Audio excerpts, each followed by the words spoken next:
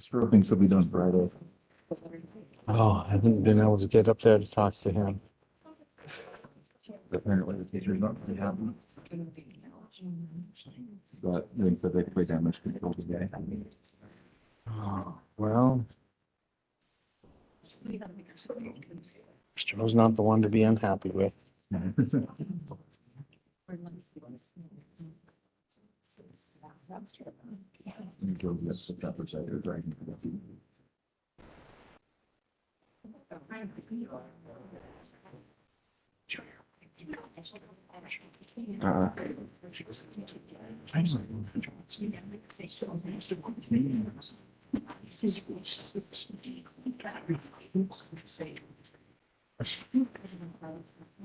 Ridiculous. Yes.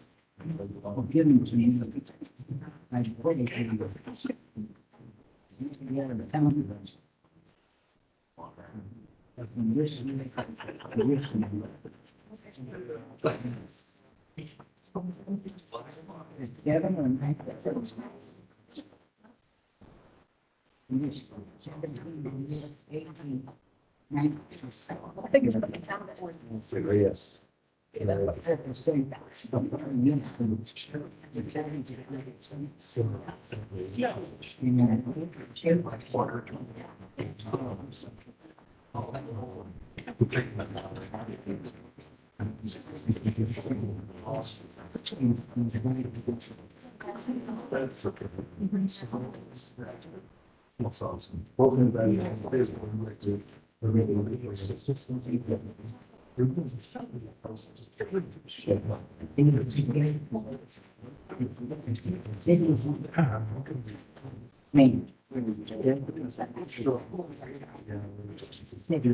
The third one down.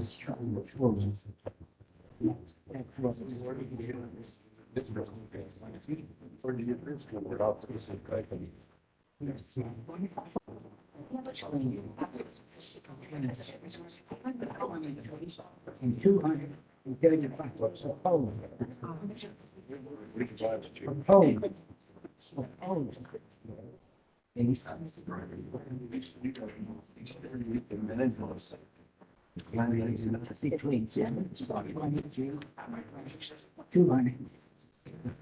Between 200.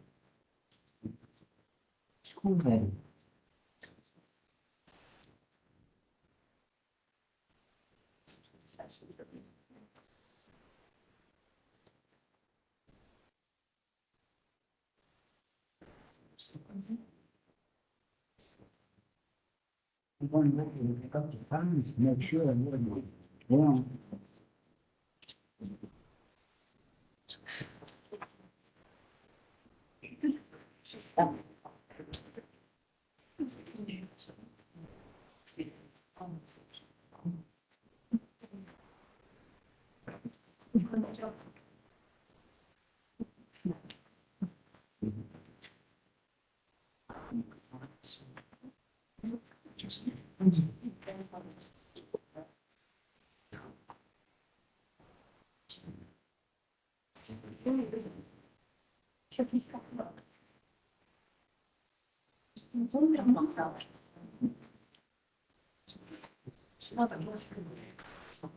All right, I will welcome to our board meeting and call this meeting to order.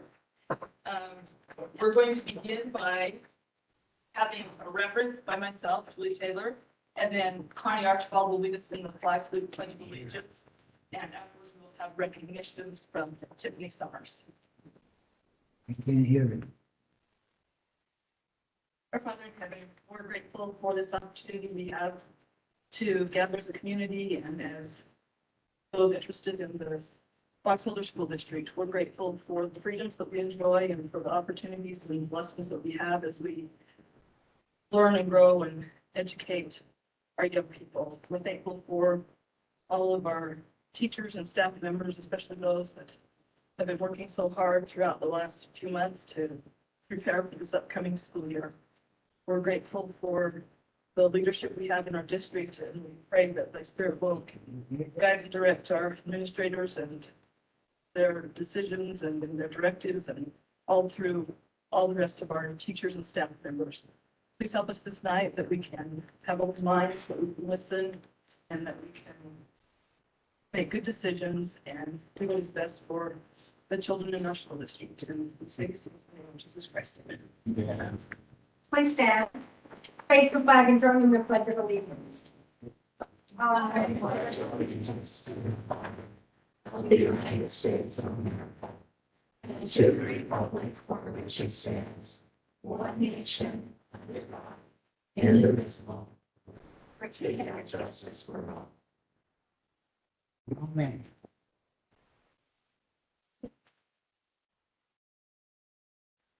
All right, we have 4 awesome recognitions tonight, and I'm so excited about all of them. Our first one is to Miss Melanie Day. The Box Elder School District Board of Education and Leadership Team would like to congratulate Mrs. Day on being a recipient of one of only 2 Teacher of the Year awards from the Utah Advisory Council of Theater Teachers.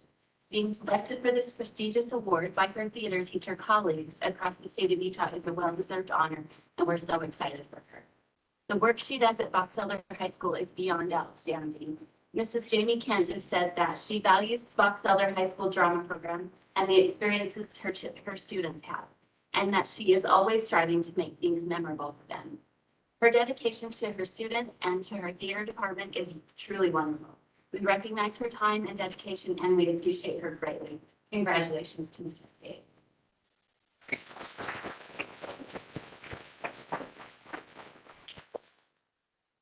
Next recognition is to Mr. Robert Gordon and his IT staff. I know Robert, but is any of your staff members here? Would you Yes. stand, please? Let's give you a round of applause.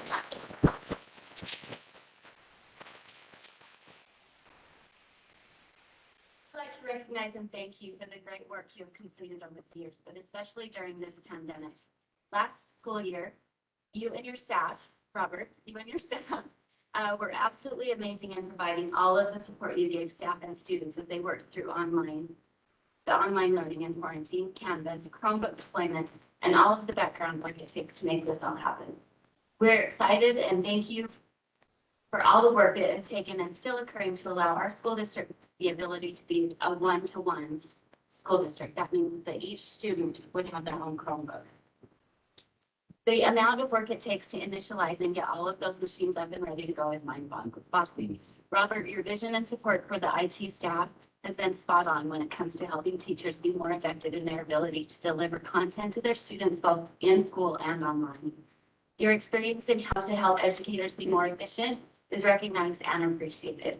Your persistence in being to all of our board meetings, both virtual and now live, and allowing the world to log on and watch board meetings is exactly what we need to know.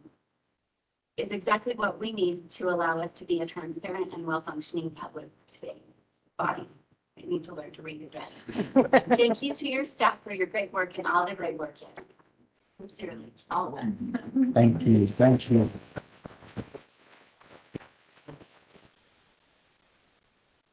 Our next recognition is to the Mountain View Elementary. So is anyone here representing Mountain View? Yes, there. Oh.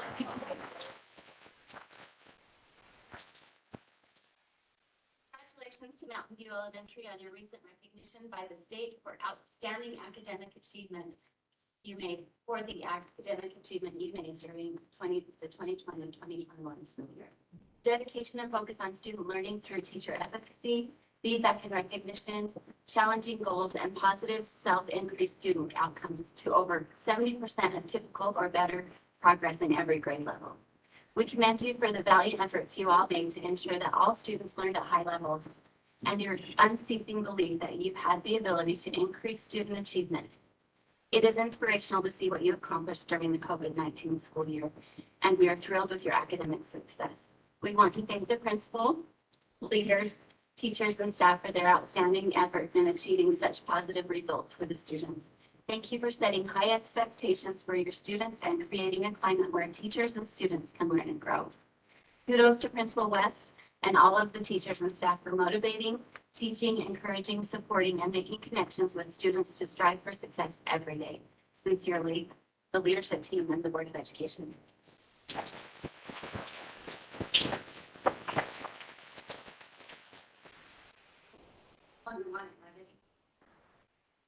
So we're super excited about it, and we're excited to see where you'll go this year. I appreciate it. Robert went through, they stay with every day, so they're amazing, so. Sweethearts, so excellent for all of you. One more, and I hope that there are some representatives for the Child Nutrition and Summer Meals Program staff. Are you here? Any of you here today?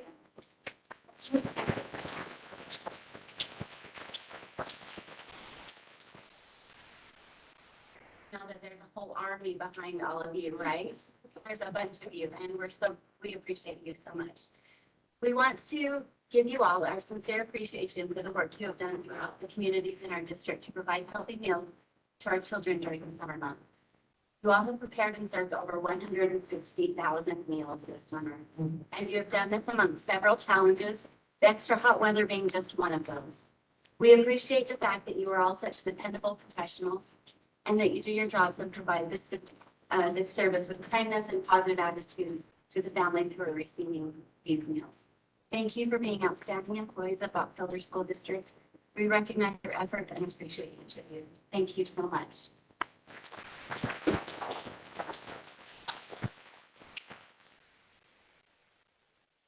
Thank you, Tiffany, and thank you for our summer lunch program. I know that I've seen the signs, we're hiring.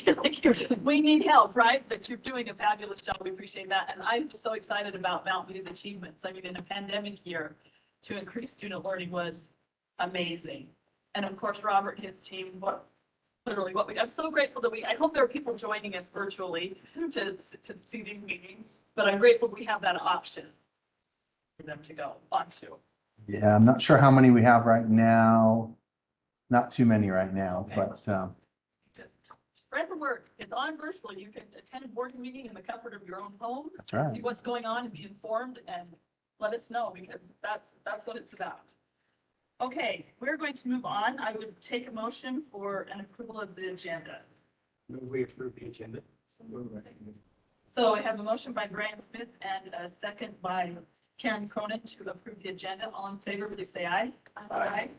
Any opposed? All right, so for our agenda, we're going to, first we're going to have public comment, and just, so there's several of you who signed up for public comment that deal with the tax increase.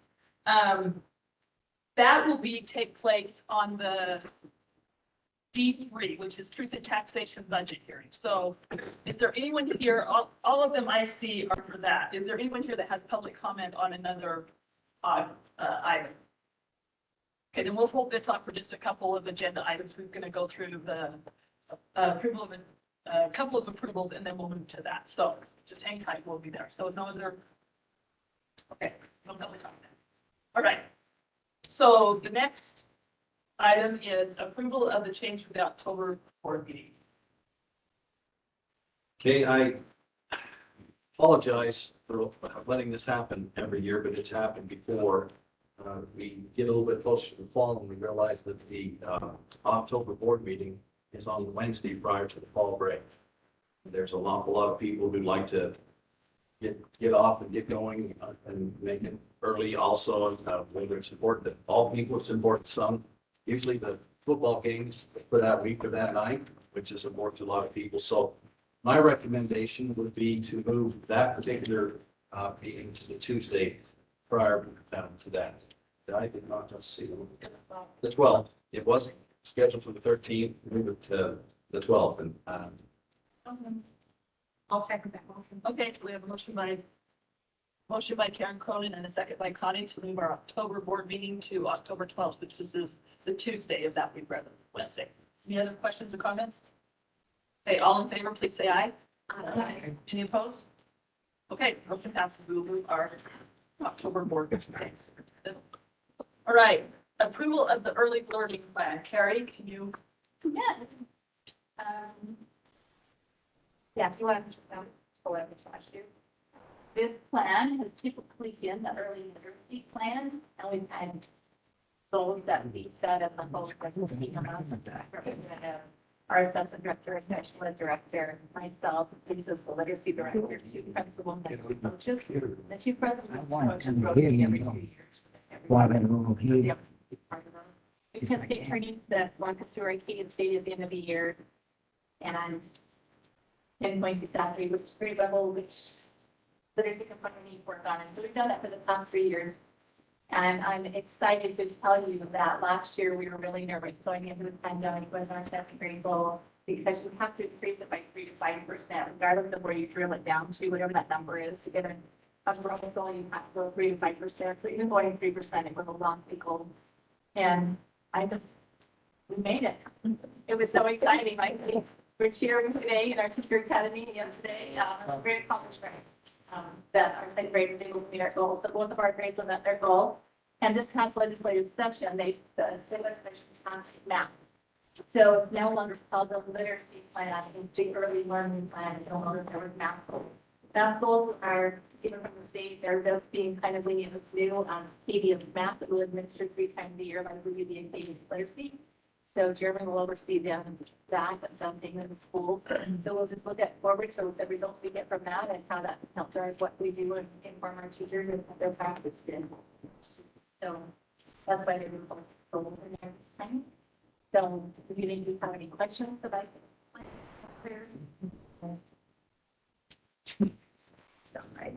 Okay, so big congratulations. That was it's huge. I'm so proud of a that. little nervous coming off of the 3 months we were online and then being able to make that goal. So No, thank we you. got second day And and all those that worked so hard to meet those. it was awesome. It was great because I told this morning, I said, we didn't just barely squeak by, like we feel like a home run. We cleared the goal. That's awesome. So it was awesome. Yeah. We feel good about it, and our goals are based on the data. Shows we're measuring even both when we work on this year.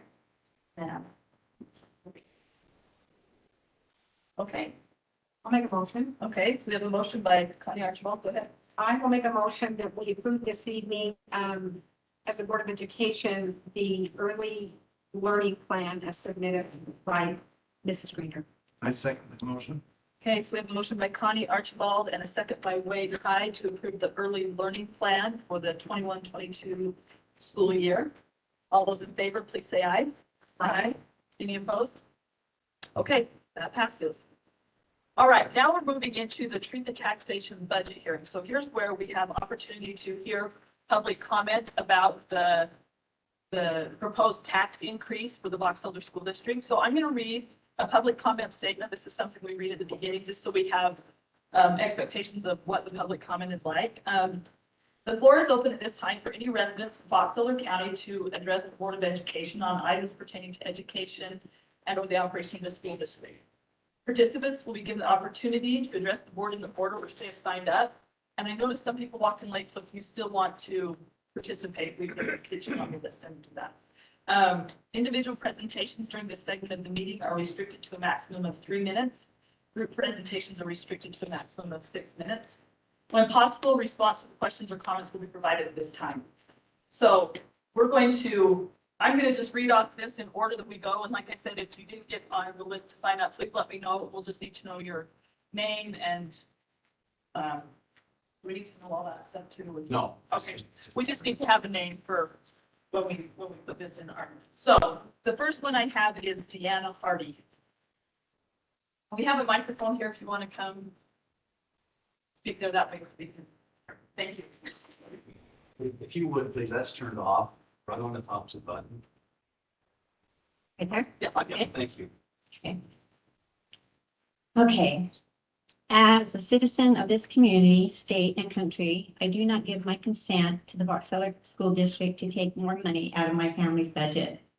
If I had been alive when the discussion was to adopt public education, or in other words, government-controlled education, I would have wholeheartedly objected. It is wrong and immoral to force individuals to pay for a school system they do not believe in. I disagree with the Box Elder School District in entering into interlocal agreements with both the county and city's economic development program. The government is picking winners and losers in business, showing favoritism and providing protectionism. is wrong and goes against free market principles. It causes unfairness.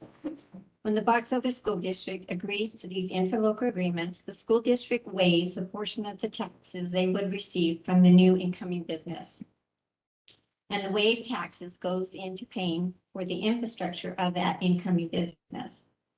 Now the school district comes to the citizens asking for more money, which enables the school district more out of control spending. The public education system has failed in providing correct education. George Washington stated, a primary object should be the education of our youth in the science of government. In a republic, what species of knowledge can be equally important? And what duty more pressing than communicating it to those who are to be the future guardians of the liberties of the country? If we had been taught our correct history, I would not be standing before you today. There would be no government-controlled education system, and we would not be in the tyrannical government we have today. Again, the Box Elder School District does not have my consent to take more of my money. The solution to fix our education system is for parents to take back control and remove their children out of the government-controlled education system. It is the parent's responsibility to educate their children, not the government. Thank you. Thank you. Okay, next one is Russell L. Scott. Hi. I'd like to second what Deanna said. Same thing. Taxation is gonna happen. We can't fight against it. If we do fight against it and we don't pay it, it gets taken from us, whatever we own in the ways of our property.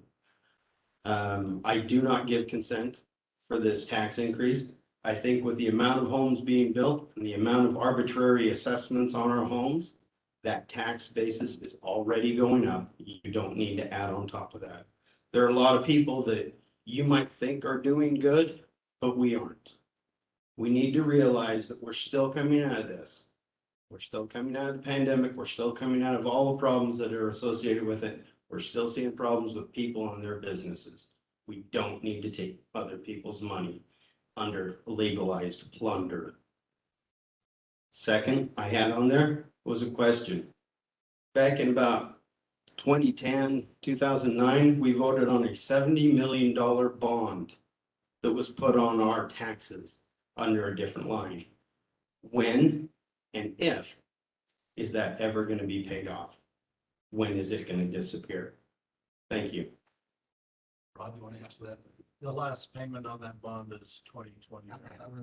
It was a 20-year bond. And before you taxes will be increased again, there will have to be another bond election. The public will have to vote. Thank you. Thanks, Rod. Okay, Patty Tillman.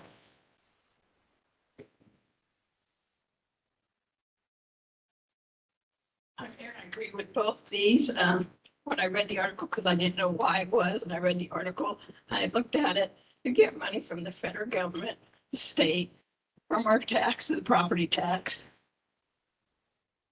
It's just getting ridiculous because it's more money out of our pocket.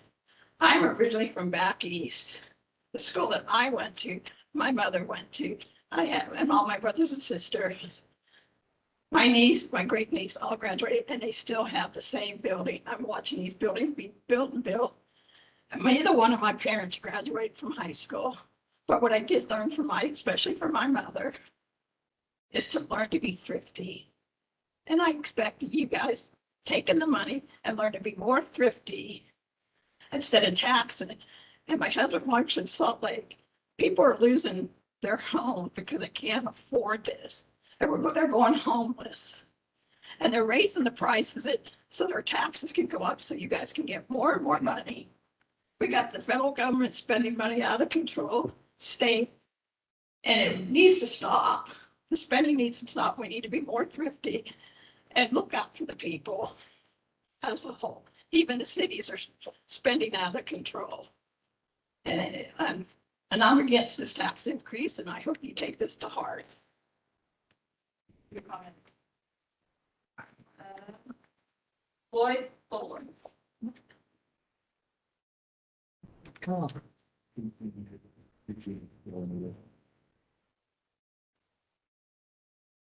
Gosh, I'm more nervous than all of you guys. Never been here before, but, when I got my tax notice, I didn't really look at it. I think a lot of people haven't even looked at it yet. My taxes this year doubled, so the schools portion was about 700 last year, about 1,400 this year. So the little bit extra is a little bit more. I've always supported the schools. You guys do a great job, as far as I'm concerned, all the teachers do. Whenever the teachers go to McDonald's or the schools, I go down there and buy $20 worth of cookies with my grandkids. So I really support you guys.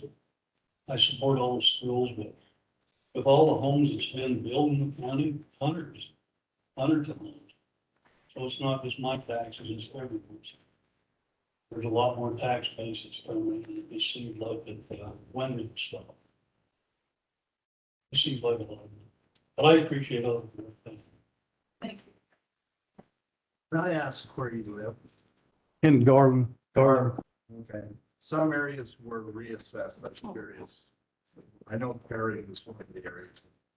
Reassessed. Okay, thank you. Okay, Stephen Harper.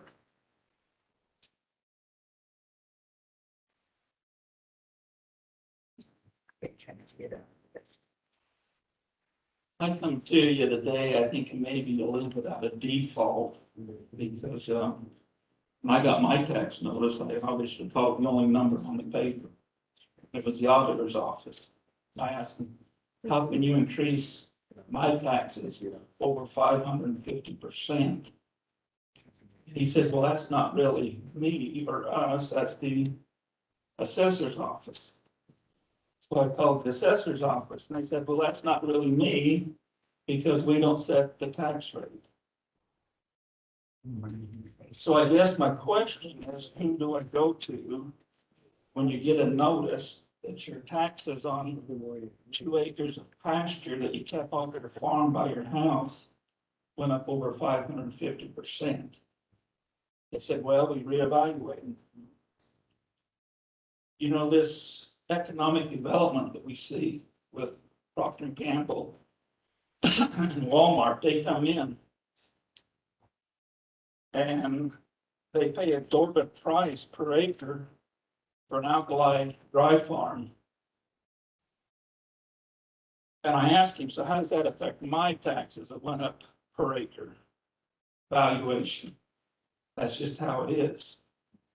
We do it every 3 to 5 years, depending.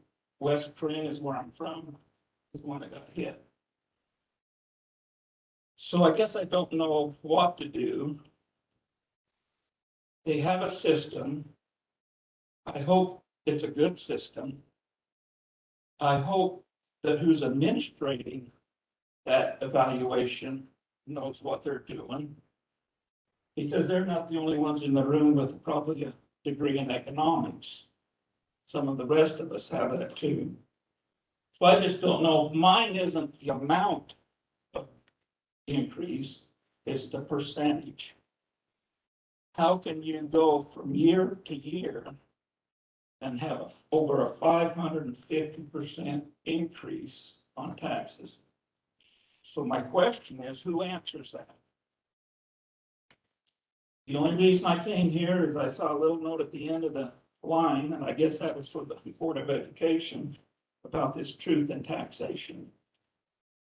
So we need some truth in taxation.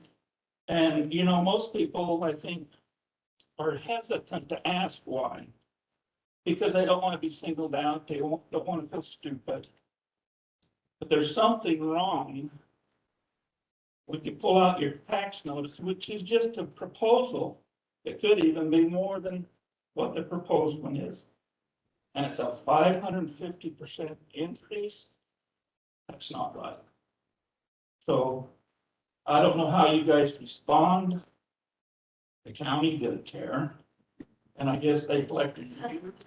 Well, I was going to say, I know one of the things, and I think Rod alluded to this, is they reassess a certain percentage of properties every, like in a cycles. And so that percentage, when we're looking at that large percentage increase, that's because they've reassessed that particular property. So the tax rate isn't making a huge amount of difference. It's the reassessment, which we have no control over. Yeah. But there is I know this is from where I lived previously, but we had, our home was reassessed and we could, what's the word? I don't know if challenge is the right word, but you could apply to say, we think this is an incorrect assessment. Yeah. You can dispute it, but I think Appeals. that's what, and so I. Appeals the. Appeals, yeah. So that's what I think the, like both those, was Floyd that stumbled and yours that has gone up. I'm guessing that's why is because of the economic conditions we are in and the house prices and things going up, they reassess that property to a higher rate, but I could be wrong. Well, and most people think, well, my properties, has elevated, it's worth more.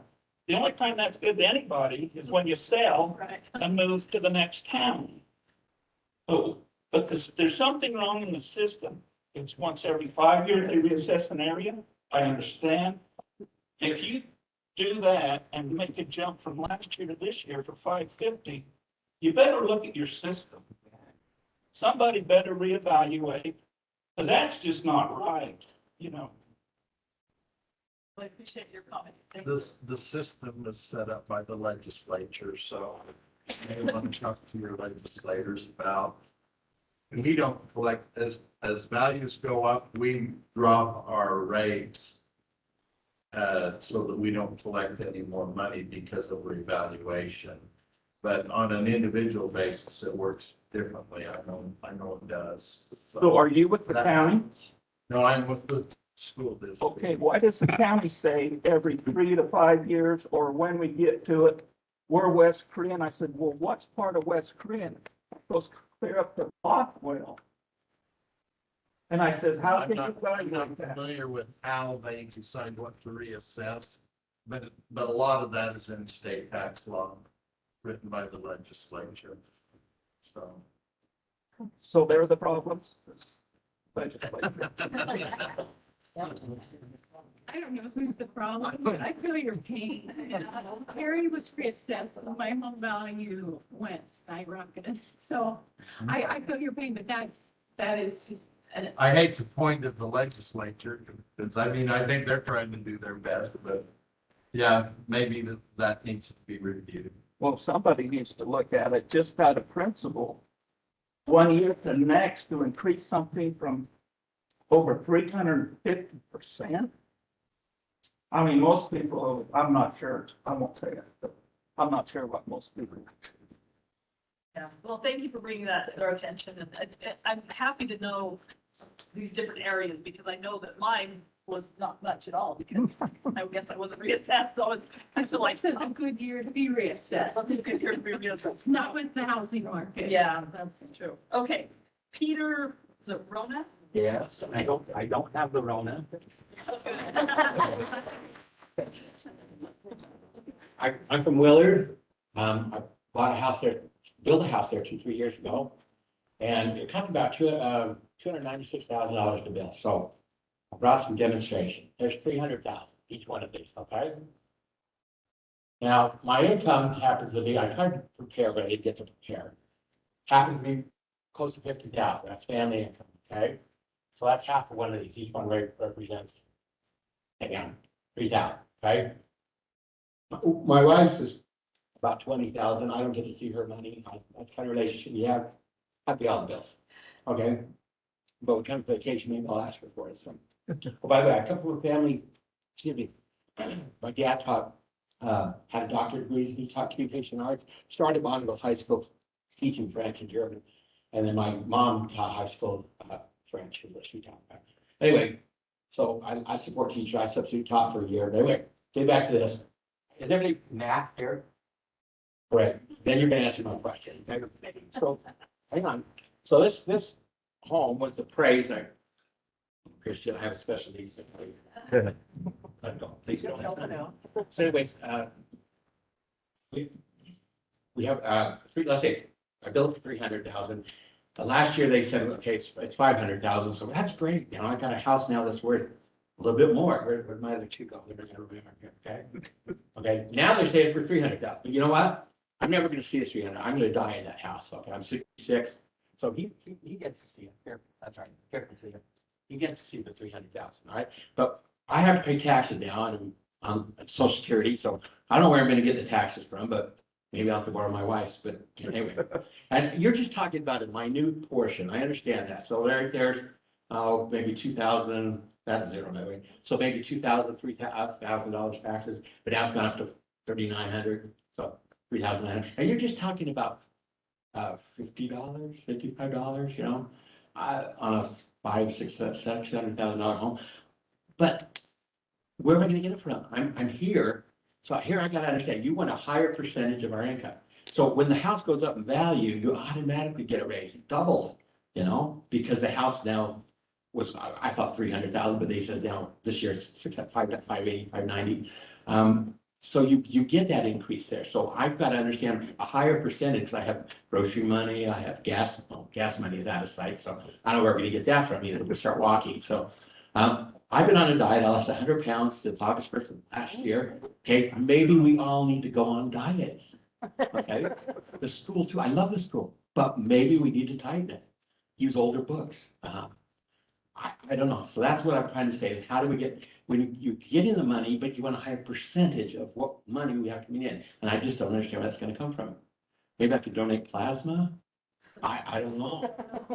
Maybe I can hire him out to be paid. Anyway. Okay, that's it. So that just math, you help me with that. The new math, I just don't get it. Thank you. You're going to be rich when I die. Hey, Rick, oh, go ahead. I was just gonna say, maybe Rod could explain a little bit. Even though houses go up in value, the school district doesn't get more money off of that. They don't. I'm gonna pass that to Rod. Yeah, it's kind of a complicated thing. I'm not sure how I can explain it, but basically what the legislature did do is they said, if the value increases, you as a school district have to lower your tax rate. So our tax rate is lower than it's been for years.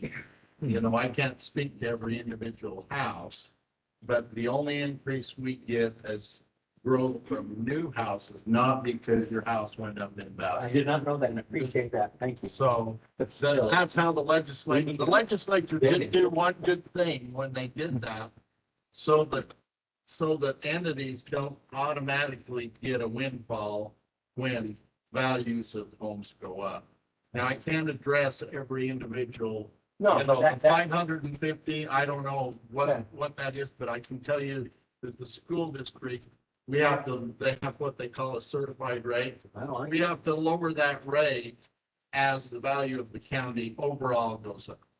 So I can't talk to each house, but as that value overall goes up, we have to lower our rate. That sucks. I mean, I don't think that should. So that's part of the reason we have to go to a truth and taxation hearing, is because, so that we can keep that rate a little bit higher. Sold property just a few years ago, and it was nowhere near $12,000 an acre. Okay, there's a moratorium on West Penn water. You're not going to get any houses out there. Hey, what you've done is hit the farmers, is what you've done. And who can pay that kind of taxes and run a farm and make business? It's impossible. So they're all selling their land to New Orleans. Thanks for that explanation. That helps a little bit. It is a complicated system, and it's kind of countywide, like I said, it's not individual, but it's kind of the system. Yeah, overall, we don't collect more money just because your house goes up in value. So. Okay, Rick, Paul Freeman? Yes. Thank you.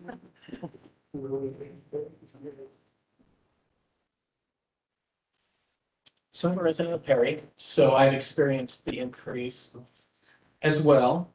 But interesting, even before the increase, and Rod, I appreciate that explanation. When I was in Tremont and before, I went and talked to the county assessor and said, hey, how does this make sense? My property valuation went down, but then the price went up because they are fluctuating the rate to try to keep some balance. But it doesn't hold true 100% because it says if there's no budget increase based on my house appreciation, I go from 1,190 to 1,290. So no budget increase because of my house appreciation going up 16% of value. My taxes are going up. That $100 is 8% higher than what I'm paying last year.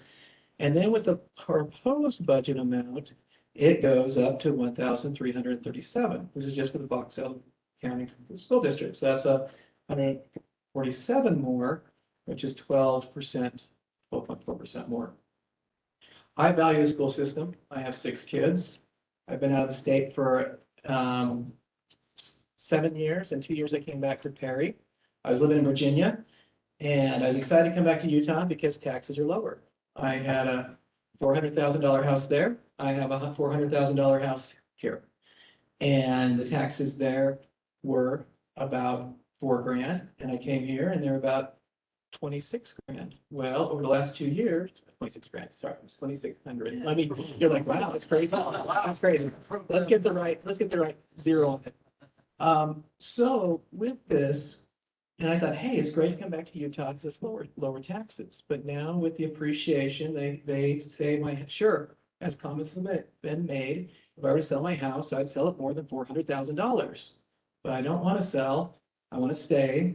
And so there's no profit to me.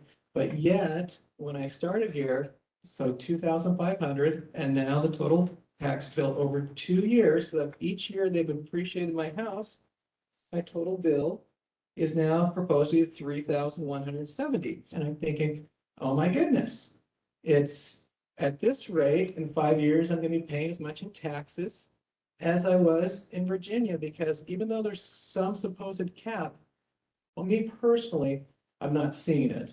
So that's one thing that I would ask that you guys would look at is if you could take the whole county, what this, and maybe you can, with the proposed property values, some people are getting, doubling in value to 500% increase because it's farmland that's now being taxed ridiculous.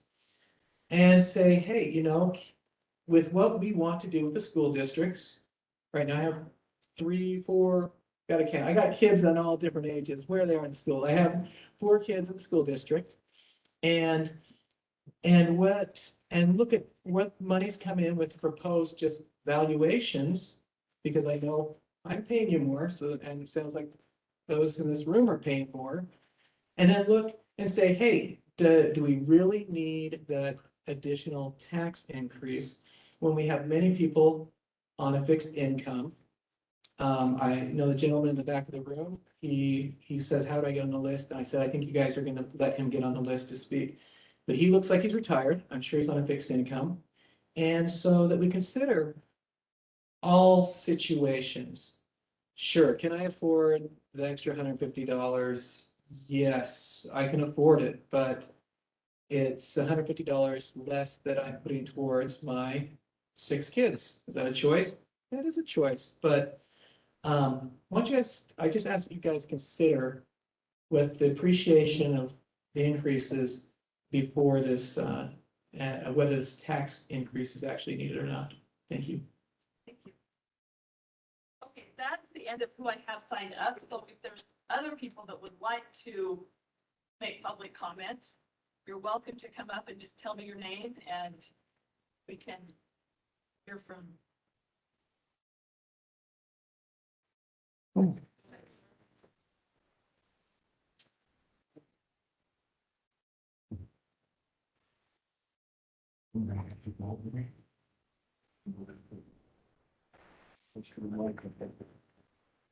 agree with everything they said here. Can you tell me your name first, please? Jim Valdez. Thank you. And I'm on a fixed income. I've been in my house for 40 something years. And I'm not gonna move. I'm gonna die there. I don't need these higher taxes. I can afford these higher taxes. The thing is, my general thing about this deal is we're being attacked as Americans. COVID, Where the hell did it come from? Tax increase, gasoline increase, food increase. Come on. We are being attacked. And it's gonna stop. And that's all I have to say is it's getting way out of hand.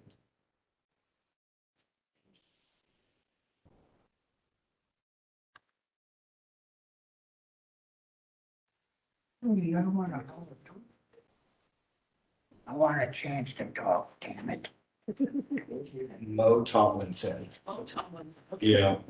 Sorry, I don't remember the gentleman's name who returned from Virginia, but I just so there was no doubt, my information is similar to his, because we mentioned that as our prices fluctuate, supposedly, so do the taxes associated with the school district. And so my numbers would say otherwise as well. Just with no budget increase, mine would increase by 12.7% to the Box Elder School District. The school levy would go up 23.1% with no proposed increase. So obviously with the increase, they would be even higher. And then, yeah, I thought about reading that, but I'm sure we can all look it up. Just a lot of news articles going on. Everyone maybe could find their own professional, but they forecast that this market is going to continue for years in Utah. And so I don't see it going down anytime soon where we would get reprieve from that. So once again, if we add this increase to the increase that's already happening, then it does definitely make it tighter. And I know some of us mentioned with jobs and I can say I'm fairly comfortable, but I do work for the airlines. And so with the pandemic, it's been a little hairy whether or not you have a job. And so just another thing to consider, that everyone's situation is unique. And I think as long as we tighten the belts a little bit, we'll do okay. And I do have 4 kids in the school district as well. One graduated, so we're down to 3. But I love the school. I think they do a great job. I have a sister and a mother that were in the school districts, but I think we're making do with what we have and need to continue to do so, at least for the near future. Thank you. Thanks for your comments. Can I go with it? Yes, no, then. Jesus Christ. Bitch. Does this thing work? Yes. That was, yeah. Really? You all hear me? Yeah. Yeah. Can you tell me your name? How many retirees are here? I'm outnumbered. By you people. I'm a retiree. Low income retiree. There's a difference. Some people, when they retire, they get bonuses, whatever. But basically, who here on your board, maybe you knew me, who here is a retired person? Okay. One man against all of these? Aren't we kind of outnumbered? That's not fair. But my argument is, a lot of you people don't appreciate how us retirees are being treated by the government. Okay? A lot of people don't know that. And that's what bothers me the most. The second thing that I want to understand, maybe you guys don't want to hear this, why is it morally proper for the school system to tax a man for all his life for school? Why is that morally proper? Now, I don't mind schools. I started funds for my grandkids, educational funds, okay? I believe in schools, but I don't believe it's right to tax me for the rest of my life.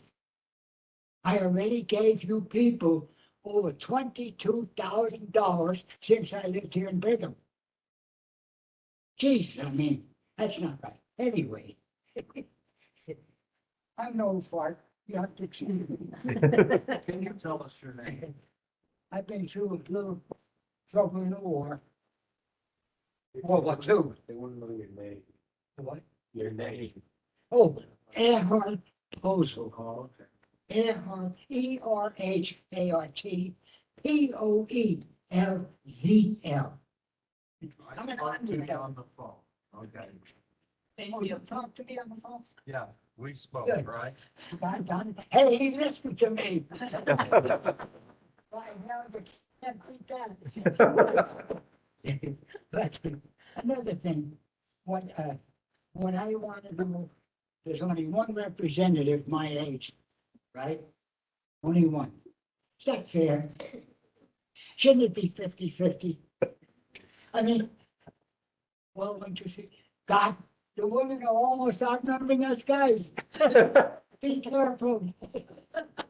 They can get mean. They have a right to also. Anyway, what I can't understand is, in the last 5 years, that's the only way I went back. And I had these figures done for me by a guy at the credit union. I'm not smart enough. I didn't finish school.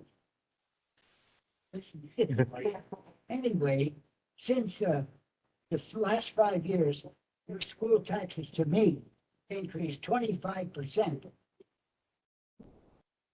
Boy, how many dollars increase did you people get in salaries in the 5 years? Stop and think a minute. You know what I got? This year, 1.3% is all the government gives me. Think of that, 1.3% increase. Now, how the hell can I handle that when the school taxes went up 25%? It's not very comparable there. But I'm an old guy, I think my way, because I grew up without electricity, without a bathroom, no food. The government fed us cornmeal to the point where I went and quit school and went to work so I can buy something decent to eat. But that's an old story.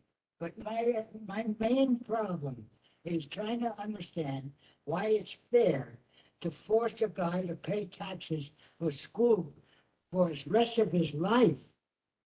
That's what I don't understand. Is that morally correct?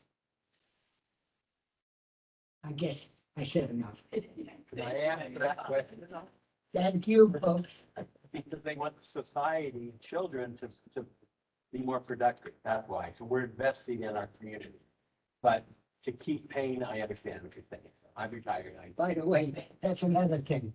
Us older folks, we can't mow the lawns anymore. We can't trim the bushes, plant flowers anymore. I have to pay all of this extra. That's not very little either. Anyway, old folks are in trouble. Thank you. All right, is there anyone else that did not get on to public comment that would Thank like you. to? I made it. I don't know if I got it. And Why do you tell me your name? Lori Rasmussen. And my question is, why now? We just came off of the pandemic where we had lower schools. We got all the charter schools starting up, which has taken the kids out of these schools that are still paying taxes here. We've got a large number of homes in Perry being built. Corinne over the last 5 years has grown a lot. So with the concept that all of the new houses are where we get the new taxes, why not? That's my question. Just that. I think one of the reasons that we've recommended the board to do what we're doing is we're in a very hot market for teachers. And even with this proposed raise in taxes, we are still giving a smaller raise to our teachers and our all of our support staff than our competitors, which is Cache Valley and Weaver School District. And in order to stay in the market and be able to get the best teachers we can, we need to be able to stay in the ballpark. Right now, we're below both of those school districts. So that is one of the reasons we've done that, is to be able to stay competitive. Right now, you may or may not know, if you were here for the recognitions, the food service department actually has been putting lawn signs on And that's been working for them. They posted, all of our social media to try to find people to come and work. And our bus drivers, we just don't have enough bus drivers. So in order to stay competitive, we actually had a person that drives to Logan to drive bus in Logan. They actually have to drive to Logan and they still make more money than, excuse me, they make here. So that's the reason, that's part of the reason that we proposed this raise, is to be able to try to stay competitive, to put the best people in front of your kids, the kids around you. But the new homes being built don't cover that increase. We're not getting the. No, we did get an increase, but not to the same level as other districts, because what's going on is both Cache Valley and Weber are growing just steady enough that they get quite a few WPUs, which is basically numbers of students, that it doesn't increase a lot of their need to buy more teachers or pay for more teachers, but they just get enough more money, they can spread them out. Our case is we've stayed very steady. We've been about right at 12,000 the 5 years. I've just started my 5th year. We've stayed right around 12,000 students. Okay, we haven't, in the last 5 years, we haven't started any new charter schools. They've been here, Promontory, the Bear River one. And so we haven't had any new charter schools in the 5 years I've been here. So we've been very stagnant in our growth, which it doesn't allow us to have increased funds. One more thing, is that student growth or population home building? Student growth. So that's two different things. Yes. We're getting more taxes from the more homes that are being built. So the taxes are coming in higher, but yet the student level is staying the same. So maybe I'm not understanding, if money is coming up from new homes being built, but we're not getting any more students, why do we need more money? Well, when we took and added up all the revenue that we got, we still weren't able to get the same raise. We gave like 1% less than one of the school districts and 0.75% less than one of the others. And I can't remember Weaver or Cache. So the increase in taxes is to cover raises. Partly. Okay, partly. The other part of it goes to facilities and buildings to try to keep up. We have a lot of old buildings in our school district to try to keep them up to standard. So and really it comes down to about $500,000 in each side. Is that correct, Rod? Our general fund is referred to as the fund that we pay for we pay for salaries, for benefits, and then the capital is what we do to try to keep our buildings up to snuff, up to code. So do we have a public breakdown of where the money, I mean, I saw the article in the newspaper, but is that as much of a public breakdown as what we have for where this tax increase will go if it is approved? We did put that in our budget, but we did in June. But like the superintendent said, about $500,000 is going to help us maintain and build new buildings as we need them. And right now, and about $500,000 is going to help with raises and one-to-one computer learning. That budget is available for anybody that wants to see it. We can give it. Yeah, I can give you a copy of the budget. Yeah, it's actually online on our website if you want to go look at it. I don't have a breakdown of how the overall taxes are for the county.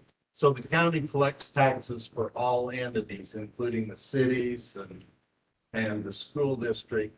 And I don't have that breakdown. All I know is as values go up, we have to lower our rates. So we can only collect about the same number of dollars we collected previous year.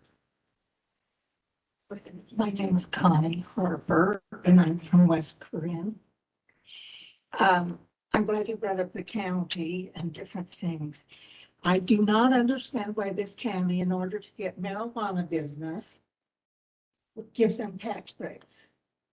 When Procter & Gamble comes, you give huge tax breaks. When this is out in Corinne, okay, and now you've turned right around and gouged the farmers. They can't make a living on that. Why isn't Procter & Gamble and Walmart making, we know they're making millions and millions of dollars. How long do they get these tax breaks? Why are we giving them tax breaks? Let them go somewhere else if they don't want to come here. I just don't see what benefit we're getting from it, except our taxes keep going up. So that's all I have to say. Sorry. Thank you. Karen, did you have something? I just wanted to address something that when we were talking about maintenance, some of the money going to maintenance. We gotta get it from both sides. A couple of years ago, we had a lot of angry parents, there's not air conditioning in the buildings. So we're trying to do what we can to keep it as low as possible. And yet we still need it, safe for our children to be in. So we do need to maintain our schools, and that's where half of, just less than half of the money is going to salary and maintenance for things without being extravagant. And just speaking to the interlocal agreements, I think that's what you're referring to, the Procter & Gamble.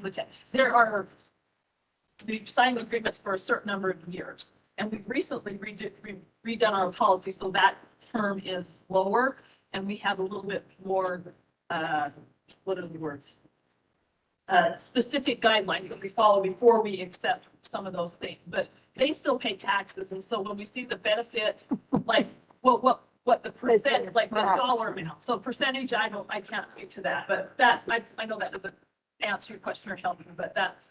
No, I just don't understand why we keep giving these businesses that can afford it, these huge tax breaks. I don't particularly understand. I just think it's ridiculous. But they do provide jobs and they can be taxed. I'm not being on your side right now, but yeah. That's right. Well, because they provide jobs, they bring in money, and they do have taxes. So there are reasons for that. Okay, is there anybody else that? Well, with these interlocal agreements, it's being unfair because it's not a free market principle. You're showing favoritism to these businesses. And this is why we're having a problem in Utah is the government has done this economic development program. You've incentivized business to come to our state, which we are the second driest state in the country. We don't have a lot of water. So what's going to happen when you bring all these businesses and people to our state? Exactly what's happening right now. We're having a shortage of water. And now Governor Cox wants us to take out our lawns and put in dry state.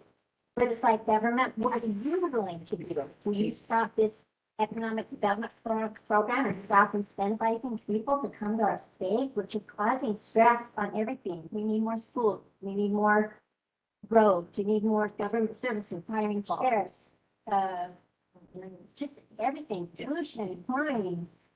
And I think that's caused this problem. I think that's something that if that is a concern, I think that's, I mean, we have control when they come to us specifically, and we've tried to make that as beneficial for our district and our county as what we can, but some of those laws and economic development, that's something that, if that's a concern, I would definitely talk to your legislators and see what you can do. And I mean, I know that's not a great answer. You guys could say, no, we're not going to do this anymore because we can see it's harming the people and it's harming our state.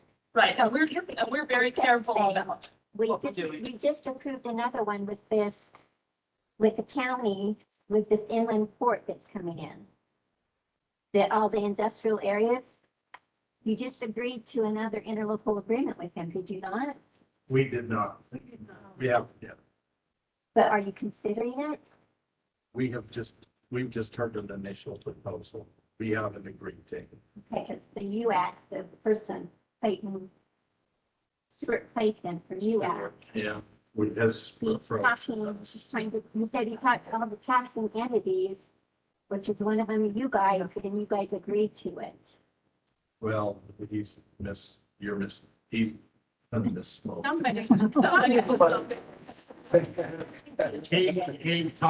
He spoke with me, and we actually invited him to come to our July board meeting, and he didn't come.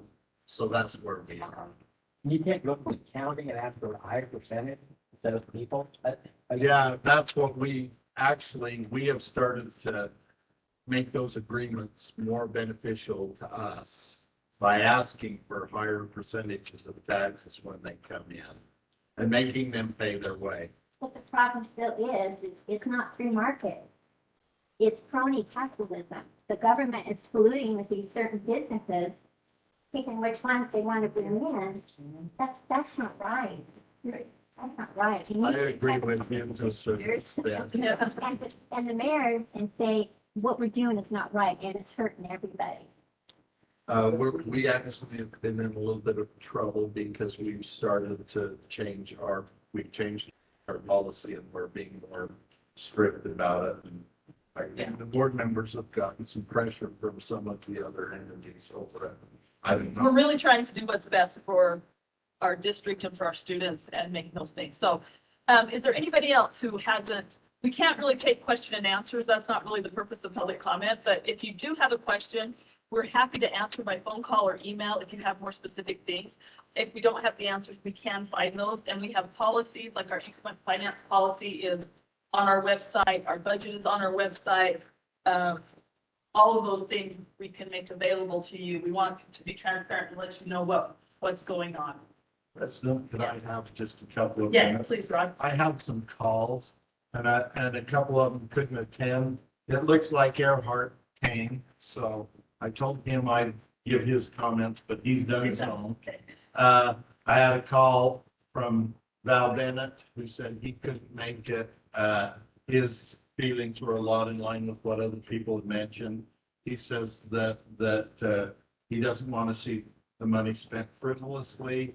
And he says he hopes we're not building a field house. That he specifically said that.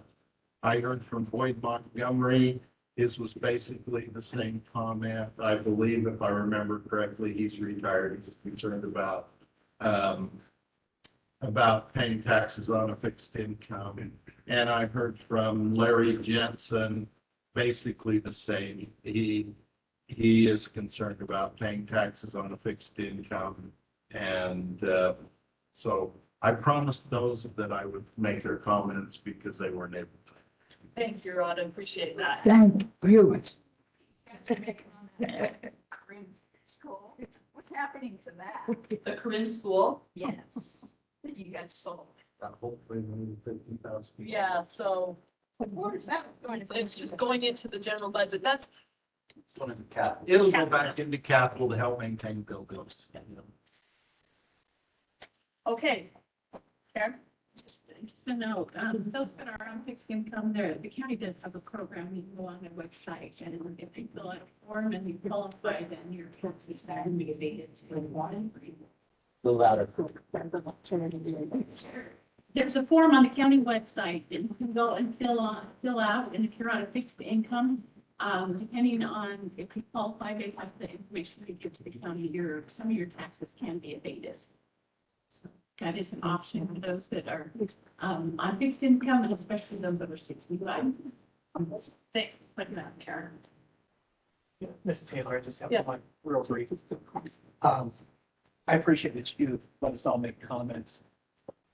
And the question I have, and I think everyone here probably has as well, is with us in the public comments, are you doing it to really get our input and decide whether to go forward? Or are you doing this to meet public policy and regulation and then just go forward? That's a really good question. Thank you for asking that. I will tell you, there are several of you here represented, but there are also several hundreds that are not here that we haven't heard from. So we want to hear concerns. We want to hear what's going on. And I'm happy to hear from those that have had I want to know where those areas are and what's going on. And I think we all, and the other board members can speak to this if we want, but we are sincere in wanting to know. But we also have this other portion that we're looking at saying, we've got to make some hard decisions about funding for our buildings, and like superintendent talked about our making sure we have good teachers and support staff and providing them with the salaries that are competitive so we can keep those good teachers. Every year we lose some teachers to other districts because of salary. And so there's a lot of factors to consider. So, you know, it's hard because we have this truth in taxation and then we vote on it right after. And so it kind of makes it a little bit like, are you really sincere? You're just going to do this. And I don't know how to combat that or whatever, but I personally am grateful for comments and I want to hear what people have said. And I've talked to constituents that are not here that I come in contact with and try to get their opinions. And so that's my experience. Karen, did you want to? I was just gonna say, I agree that this meeting should probably be held before the budget is put in. But the meeting itself is dictated by the state. I think that the meeting truth and taxation should be held before the budget is put together. We're holding the meeting to meet state guidelines at the time the state told us to meet it to. One other comment, if I can make it, is, as I was putting the budget together, I actually recommended a higher tax increase. Your board cut the tax increase in half, and I went back and cut other things. So we have tightened our belt. I need to go on more of a diet too. Yeah. Anyway, we've tightened our belt. You need to know that your board cut the original recommendation that I made in half. And so they are concerned about taxes and how much they were going to increase.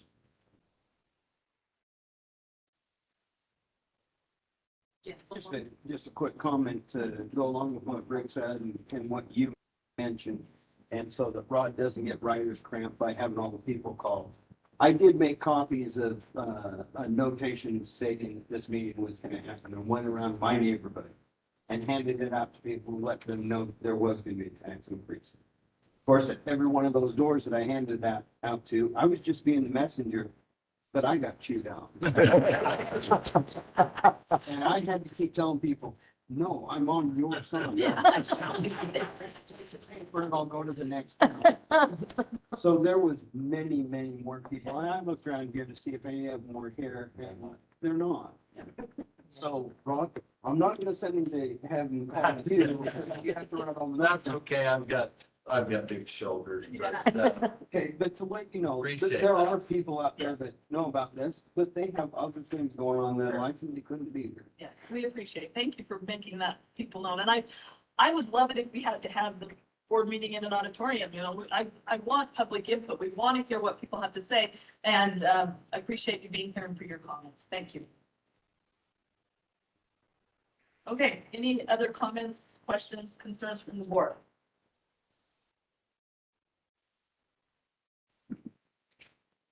I might just add, and I called Rod today and I says, as a citizen, I am not happy. My taxes were really went up. So I think each one of us feel this tax increase too. And as Rod said, we cut it back as much as we could and still try and stay competitive in keeping good teachers and good support staff here with our kids. And so I wanted you to know that we're not taking this lightly, but we've seen the numbers. We know what needs to be done in order to keep quality education in our district. Comment I'll make too on the Virginia comment is if you look at the amount of kids they have in Virginia compared to how many kids we have, and Utah does a pretty darn good job of educating the amount of kids we have. So the fact that our tax rate is lower is pretty darn impressive, I think.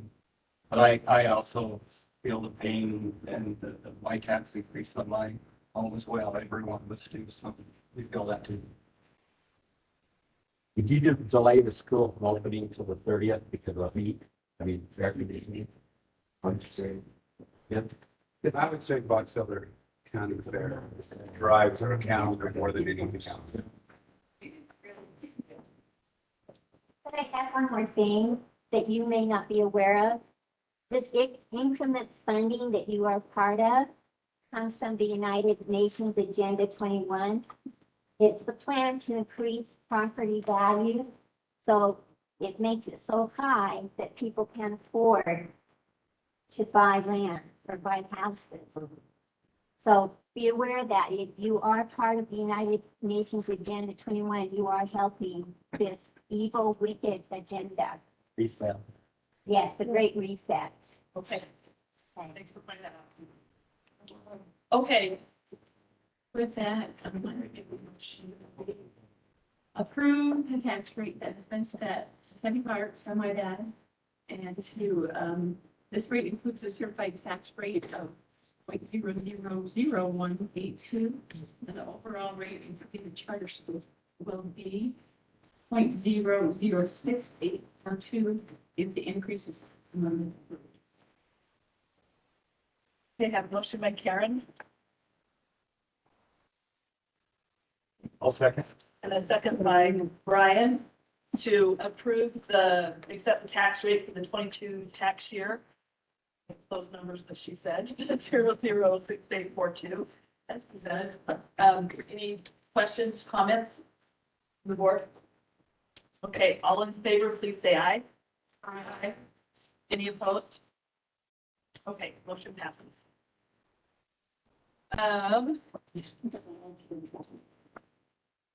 If you're welcome to stay and listen to the rest of our meeting, but we have information items, so we're going to be talking about construction, which may be of interest to you as far as this is where we're spending some of our money. You might want to know what's going on. You're welcome to stay. If not, thank you for coming. We appreciate your comments.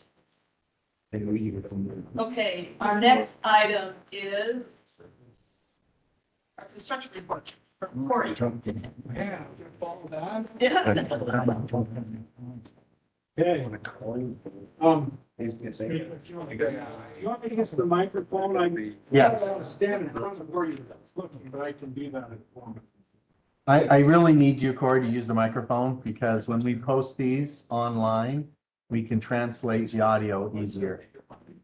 I was trying to do a little comic relief work. I'm trying to follow a tough subject. Okay, so for those who are still in the meeting that had concerns over the taxes, so that you're aware, we do try to maintain our buildings for as long as we can. So that you're aware of some of the price tags, we're putting a new roof on Bear River Middle School this year, and it's over $300,000. We're doing parking lots to try to keep them maintained. That can be on average $200,000. And so this that they're talking about, the $500,000, that would cover a new roof and a new parking lot. And so we are trying to do that wisely. I don't know if that helps, but sometimes just to understand the full picture. So the construction update, we go to the next one. We'll start with Golden Spike Elementary. So they have paved the north parking lot already at that site. And the reason is there's not enough on-site parking for all the construction workers that come there. And so they're parking in the neighborhoods. So the idea is to get the workers' vehicles to park there. We're trying to be a good neighbor in that way. The next picture, this is as if you were walking in the front door, which the front door is on the north. So this is looking south through that main hallway that becomes the commons area. And I drove by there again today. I took these pictures on Friday. I drove by there again today and they have more of the structure up. So so the roof girders are in there. Below that, they do have the landing started as to where they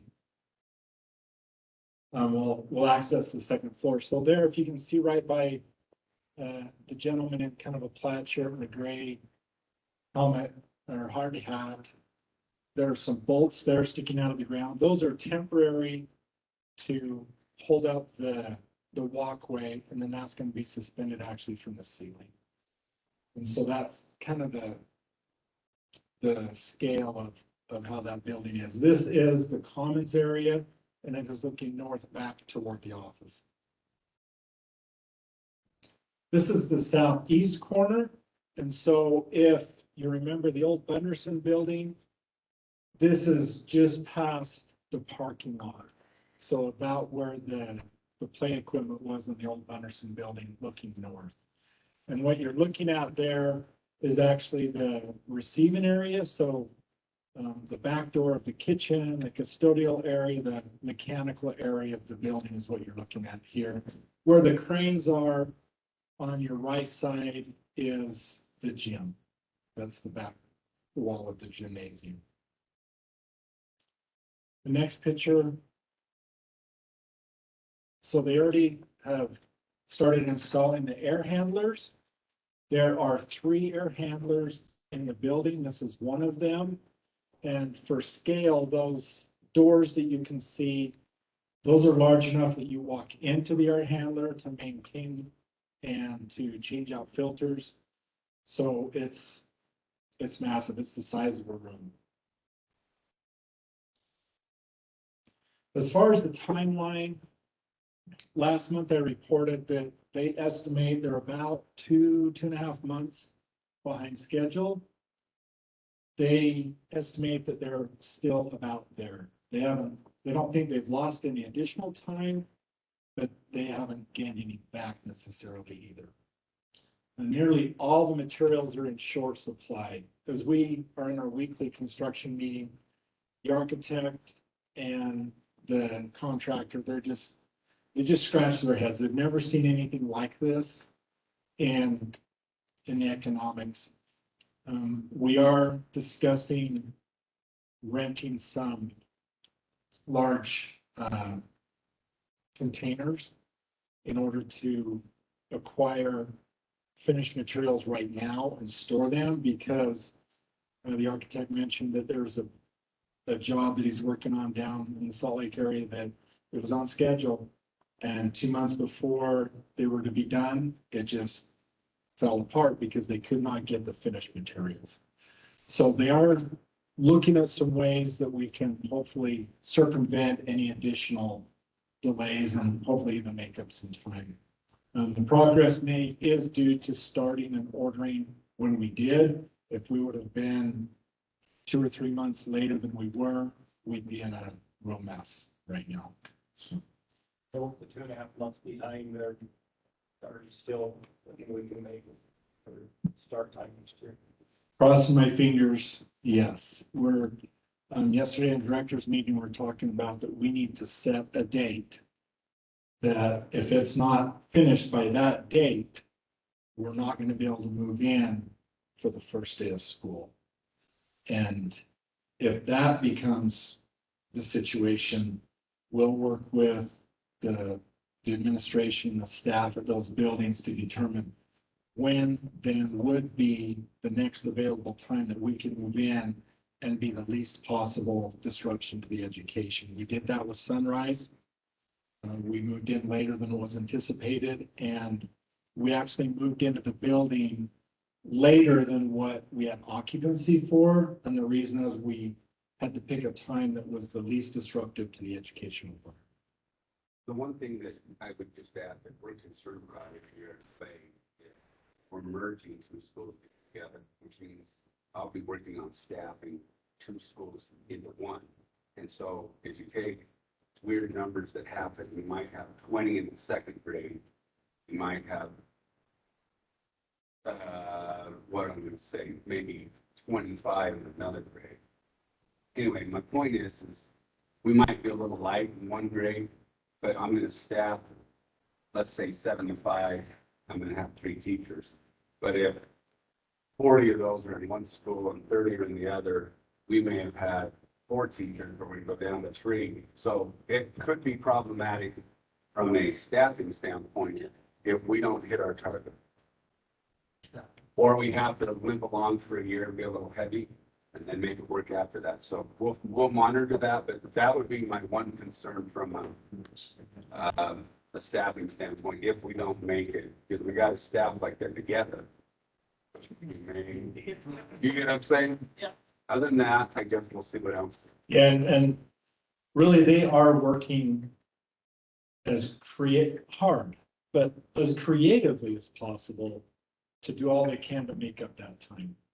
So, and I've alluded to that or mentioned that on some of the previous updates. Anything else on Golden Spike Elementary? Before we move on? Okay. So district projects, I included this last month on the update that I turned in to you. We do have about 37 projects right now that we're doing in the district. There are a few in the wings that have been approved that we have not, that I have not included on this, because I want to see what happens with all of these before we keep going forward with everything else. I don't need to waste your time on going through every single line item on that, but if you have some specific questions, well, I'm going to guess, I'm not a mind reader, but I'm going to guess that one of the questions people would have is on the turf. I don't know if that was on anybody's mind, but I just got an update on that this morning because I knew that could be a question. Field Turf, the company that, for those not aware, this is in Bear River High School. Field Turf is the company is on site leveling the field and prepping for all materials. The turf will be delivered August 23rd is their estimate. They're also going to install the goalpost sleeves. So and it delivered on the 23rd. We'll kind of see how that plays out as to whether or not it will be done by the end of September, which was the best case scenario projection last January. Can I ask a quick question? That's probably totally wrong. That probably shouldn't. Is that like, can you get sponsors for that, or does the school district have to pay for that? That's a really good question. Have to pay for The turf, like for sports, can they get? In fact, they know the better a little bit than I do. Okay, let me answer your question. Okay. We have, at the north end of the county, we have some wonderful citizens that own businesses. They're the ones that came forward and said, we would like to donate this amount of money for this purpose. Sure. These citizens, I would say they kind of grouped together. Okay. They had a desire because we are kind of at a shortage of having places for the youth to play sports and such. Yeah. So this group of individuals got together and said, we want to donate this much money within a certain amount of years. And we want to donate that to the foundation, which is kind of matching funds. So the answer to this is yes. Awesome. We have some citizens at the north end of the county that have come up with some substantial amounts of money to make it happen. And you guys are like, sweet, good, we can do it. We would have, because I the have district to work itself not be able to do it. would have never, I would say, never thought to do this. Okay. But it was citizens who said, we want this in our valley. We want this. And that's where they want to put their money. Perfect. And so what do you say to somebody that has this Absolutely. great idea? It's great. Right? It's great. And so, no, did the district, no, they did not. Could that still be true with the field house in Bridgeport? They could get it sponsored. Absolutely. You gotta get to. Absolutely. But I will add that if you remember many, many years ago when we bonded and we built, we added to our high schools, we took some parts down, added some things. We had so much money. Each school was given so much money. And each school decided how to spend that money. And if you'll remember, and I think that Box Elder High School is amazing with the arts. We all know that. Yeah. Well, they decided to use their money to make that arts, that auditorium, that arts magnified. And I don't blame them. At the north end of the county, the citizens got together and decided we want to have a field house. That's where we want to put our money. Yes. And so there was a significant amount of people that got together on the north end of the county that said, we're going to drive this. We want this bond to pass. Did the bond pass? It did. And the reason it passed is because the north end of the county wanted that field house so much that people went to the booth and voted yes. Yeah. Because it was so important. Now we're finding out it's so valuable because who uses that field house? Citizens, every morning or many mornings. And then Box Elder comes and uses it too in the evenings, occasionally, a couple of times, maybe once a week. So it's shared a little bit. but we're finding out how valuable it is. Yeah. And you know what? The arts center that you have here at Box Elder High School is invaluable. We don't have that. Right. What you have, we don't have that on the north end, not to the magnitude that you have. It's just, it was choices. Choices. Well, it's good to know, like, okay, good. Well, let's get to work. That's. Thanks for sharing that content. And good, you know, and get to work. Yeah. Like, where are the parents? This should be packed. It should be packed. Overfull, you know, like, oh. Well, you don't think get me started on that. I think that's true. I think you get So thank you. a group of wonderful Yeah. citizens and parents that want to improve something, and you can do marvelous things. I agree completely. Thank you so much. I'm Thanks. sorry to take away. Thanks for that detour. Sorry. What the greenhouse is? Is that? Yes. A little. Yes, so Park Valley has a current greenhouse. I would equate it to a little Quonset hut. Park Valley is a K-10 school. And so they begin their high school years in Park Valley. And part of that curriculum is There are CTE. ones that are way. Yeah. They're way out, they're not way, they're just way out. Yeah, and so they do so much with that greenhouse curriculum. And a year ago, was it a year ago that Daryl Eddington was at that time the CT director? And he was able to get a grant to purchase the greenhouse. That would be nice to have additional boxes with like price tags and like where the money's. Yeah, so the greenhouse purchase, it's a kit, basically. It's a big, it's a big, okay. And so, I'm assuming there's a bigger than mine. yeah, I think this one's 16 by 24. Oh, yeah, mine's a little smaller, but. So it's the right size for that size of school. So that was already purchased. But as we got into it, it's more involved than just saying to the teacher, get some students to put it together. Can I come? Yeah. Yeah. Oh my gosh, I had so much fun building that. Yeah, so this install, Oh, good. yeah, this install includes bringing the water into it, bringing propane into the heater. It includes pouring the concrete pad with some. But it was a grant. So the grant was for the for the purchase of the greenhouse. This part, we delayed the build for a year so that we could fit it into the budget this year for the install. I just wonder if we have so many capable people in, just like Tony was saying, like, we get together, we can build it with volunteers. Like, I don't understand why some of these things are so much money because I'm gonna pay somebody to build it with so many capable people. Like, can we think a little bit outside the box? Well, yeah, and I think that's one of the things that we do is and it's not on this report, but when Corey proposes this in the beginning, it does have all the price tags and everything, how much it's gonna cost. And so a lot of this is built into the budget because we have people that we are district employees that are doing some of this work and doing some of these things. That's just one of the projects they're working on. So, but we are all for involvement and suggestions. I don't know. And maybe, yeah, you're right. More people need to be here. More people need to be aware, but how can we get more involved in some of this stuff?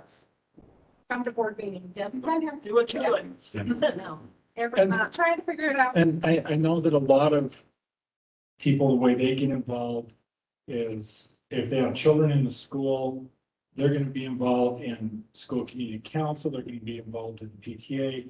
If they have children in extracurricular activities, then they join, okay, my mind just went blank, booster clubs, so the parent side of the children being in school. That's how a lot of people get involved, and then they can be aware of some of these things. Well, that's a good report, Corey. Is there any questions from the board about any of those items? I really appreciate you putting it together every month, what's going on with our building projects. And like I said, when was it that you give us, is that in June? So, Where you have, and you listed like, Yeah. a list of my priorities. Yeah, so- I say that. So you'll have like this is like, needs to be done for the safety of the students. This is a good to do. This would be nice to have next in the budget. So It's got a green, yellow. and red. green, yellow, red, yeah. Yeah, so our timeline is, in order for us to be able to start the summer projects on time, that's why it started coming to you in about March for that approval, because then, once we get that approval, if we get that approval, then we can start that process of design and bid and get everything in line for that short window of time. Thanks, Corey. Okay, thank you. Okay, Rod, a monthly financial report. Yes, well, July, we saved a lot of money because we're not paying teachers, nobody's in school. So you'll see that, that we don't spend very much in July. If you look at page 3, we spend about $1 million a year on buses. And we would like to save money, but guess how old the buses we're selling out are? They're 15 to 17 years old. We kind of get nervous because there are a lot of new, there are always new safety features on the new buses. So I don't know how long the public would like us to drive old buses, but we're driving 15 to 17-year-old buses right now. Just to comment, one thing we do to try to save money. Other than that, and that was highlighted because I plan on dividing that bus order and putting some in capital. With the extra tax money, we'll have a little bit of money we can. What number's that? Carrie's just being. That's page 3. Down there, it's highlighted in yellow. And then on down, we've ordered in advance some lunch tables and lunch equipment. We had a unique situation last year with COVID. We had to spread out kids. We didn't have enough lunch tables. So we have ordered a few more in case we need to do that again this year, in case we need to do more social distancing. Those are the only 2 things I really highlighted in this financial report. Okay, thanks, Rod. Board, do you have any questions? Ron? All right, our COVID-19 plan, superintendent. Okay, you've probably, been, very interested in what's going on in the world with COVID and the way things have come down with, our new COVID response plan. As we sent out information last Friday to the school district, last year we had a return to learn plan that had to be approved by the school board. This year it was taken out of the school board's hands. And so how it works is the local health department, which is Railroad Health Department, is the Northern Utah Health Department. We're in association with Cache Valley School District, Logan School District, Bridge School District, and then Bob's Elder School District. We're all the Railroad Health Department region. And we met with that group. It's been, I think, a week or 2 ago. It's been a week and a half. And Julie went with us, and Gary was there, and Keith was there, and we went over and we all met together with the health department. The state health department made recommendations on what they think we should do, and we followed basically their plan. And how this works is that once we put this into place, the legislature passed a bill that would not allow a mask mandate. So there cannot be a mask mandate. And it puts in there explicitly by a school district. The only way there can be any type of a mask mandate is if the local health department orders a mask mandate, then it has to be approved by the entity that's in charge or in control of that. In the case right now, if you listen to the news, tomorrow at 2 o'clock, there's going to be a vote at the Salt Lake City Council, their city council, to approve the mandate that their health department director is proposing. And that's a K through 6th grade mask mandate. And the rationale she has was because they don't have the ability to become vaccinated. So the the city council in that case will vote. In the case of Box Elder School District, because we're a county school district, it has to be voted on by our county commissioners. If the executive director got to the point where he felt like he needed to order a mask mandate for some reason. So that's the mask mandate. And then the county commission is the one that votes on it. You may have seen the newspaper today. They had an article about that, and the county commissioner weighed in on it. When I sent this response plan out to the community, I sent it out to our school board first. The next group that I sent it to was our county commission, acknowledging the fact that they're the ones that really are going to be the ones who control any type of a mask mandate. The rest of the plan, most of it is all recommendations. We are doing our best to try to mitigate it. Corey talked to the directors yesterday. We're talking about using some of the same protocols that we did last year. One of the things that we were mandated to do last year was teachers had to clean in between each class. They had to clean desks in between each class in the secondaries. Now there's not that mandate, so we're cleaning, but we're not cleaning probably to the same extent. And I think the research has shown that there's not as much transmission from surface and hands to your face as previously thought. Most of it is in direct contact with somebody who has the virus. So a couple of things that are going to be an issue. If somebody tests positive in a classroom, last year we took and did what they called contact tracing. Teacher had his seating chart. Thank you. His or her seating chart. And everybody in a 6-foot circle around that person was contacted, and they were told that they would have to quarantine. And that was for the part of the year. Later on, they were able to test and it lined up.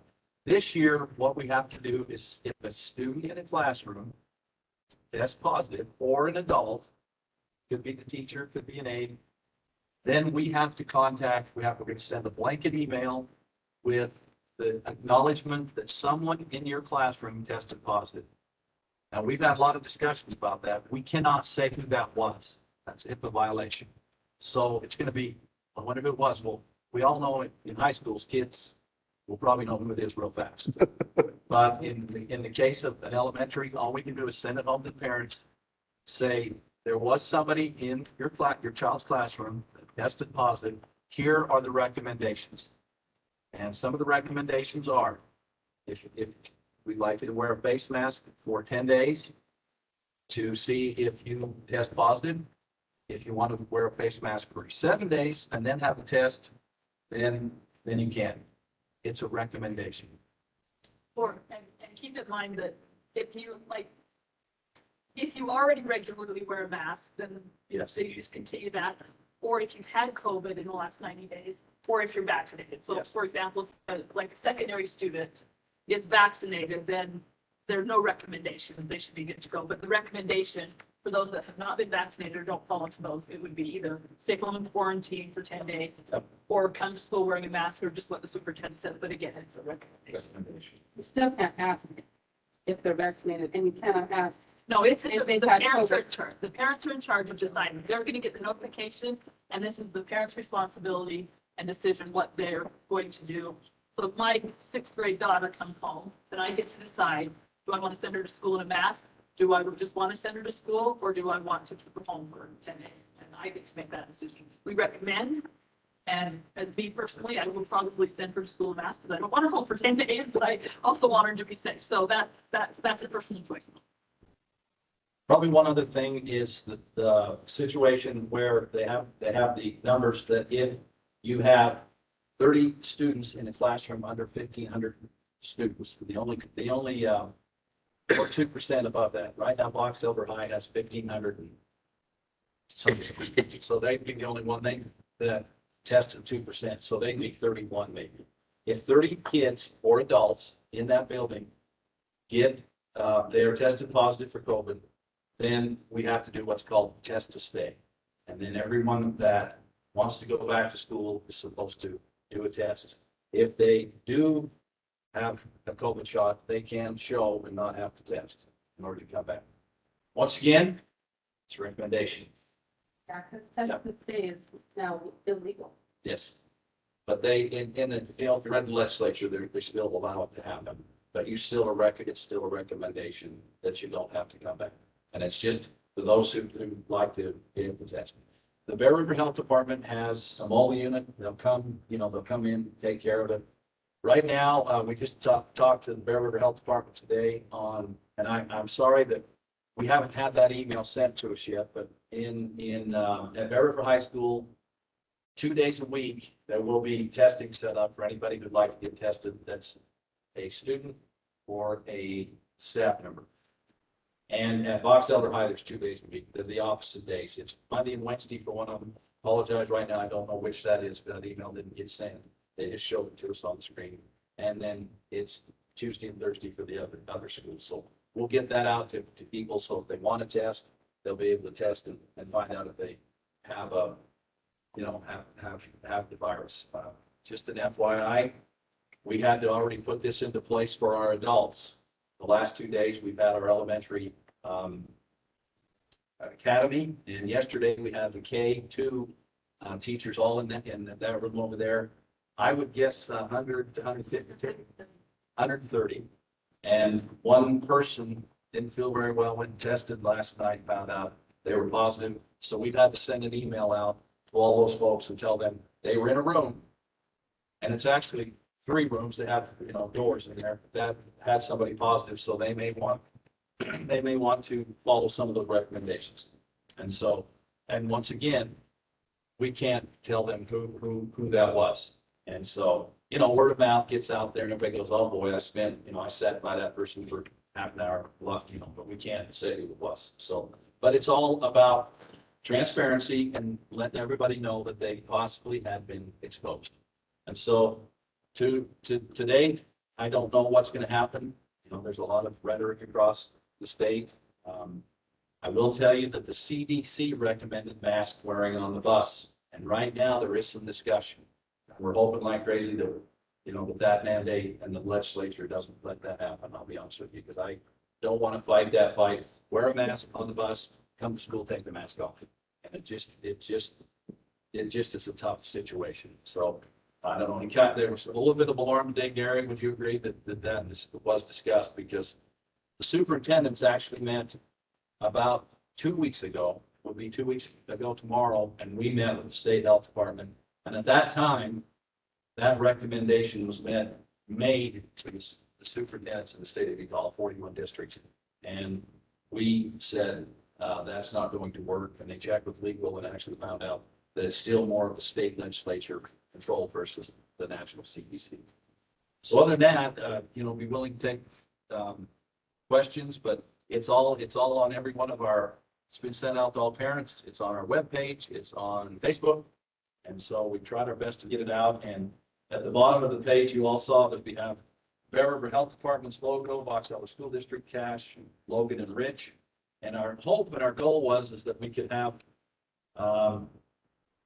consistency throughout the state. But every health department is quite a bit different. And as you know, Salt Lake City has a different approach than certainly Box Elder County and Wayne County down there, Washington County, Kane County. A lot of those folks, have just different areas and they have different needs. And so I think the fact that they put this in the hands of the local elected officials is the best way to go. Are drinking fountains going to be on, and are the kids allowed to use lockers? Because those are 2 things that never happened. Yeah, last year at all. Corey, do you want me to address the drinking fountain? Yeah. what I'm telling the principals and head custodians is we need to have the drinking fountains available because kids need water. But we have signs for the drinking fountains that say this is a bottle filling station. And we are slowly getting bottle filling stations all throughout the district, but then, and that's what we talked about last year too, but for some reason, some schools still covered them. But it's a bottle filling station. Please do not drink out of it, because the problem is then if a kid slobbers or spits or sucks on the nozzle or whatever. So children are having to carry 5 pounds of water in their water bottles, or 3 pounds, or however, I hope. in their backpacks. Well, some of those bottles that kids have are pretty heavy. They're having to carry the water bottles around, and my teenagers stopped. They literally stopped drinking water at school. But But they're bottle filling, so they will have them open for bottle filling stations. yes, yes, and my daughter's a high school student. She carries her water bottle everywhere. I know. My kids do. And, Not every kid does. you know, and so they don't have to have a huge water bottle. They can be one of these little disposable water bottles, that's just small. Yeah, again, I think we're trying to follow health and safety guidelines, and it's a lot, we're leaving up to parents to choose how they want to. So lockers, are they? I don't know, I haven't heard. We haven't had that discussion, but we'll make sure we get that information out. I would think we're really in a position with what we're doing with the wands that we still have, that we can bring back lockers. But I just shoot from the hip, I would say yes, but we'll make sure we get that information. we'll have that conversation. Good question. Are there any questions, members from the board, about our COVID-19 plan? Just a couple things. First of all, students, there may be some students that just prefer to wear masks. Absolutely. And I think that we just got to be made aware that those students shouldn't be discriminated against or made fun of or anything like that, because that they may just feel more comfortable. Should be able to do that. Another thing, I think these guidelines are a great start. I really do. And hopefully things won't get worse. I'm really hoping and praying it won't get worse. But if they do you think that health departments will look at these again, Superintendent? Oh, I mean, George Mathis, who came just last month, he said they have reports, they still have the COVID dashboard. If there gets to be a hot spot, basically he said when we get about 10 cases, they're going to contact us. We'll have discussion, find ways to mitigate it, to try to do more cleaning, whatever we need before we ever get to that 30. So it's ongoing. We meet with them weekly, and they're just really very mobile to be able to make things happen on a quick basis. And I think, if the need comes, I think that he would, if something went really crazy numbers wise, I think that he'd be willing to, I'm speaking in his behalf, but I think something could happen. However, as soon as he would do that, it would need to immediately be approved by county commissioners, right? So I that's very fluid, and he's going to stay on top of it. We had a great discussion today, and yes, Gary. I think one thing, Wayne, that is really good about that meeting is the representation in every school district. They've had on charter schools, they had all of the representatives from the health department, which is at the meeting, all of it. They have all of that team there, and I think today is an example of conversation where there is listening going on. A couple of the suggestions the health department made, the school district just said, that is very problematic. You can't go there. And so we have that kind of discussion. They ask for our input, and we know where they're going to have to be on the rules from the state and the guidelines that they give. So it's really a meeting where there's good, positive discussion. So I think we'll have that. When you say if there's concerns, we have those conversations. Okay, good. Thank you. Thanks, Gary.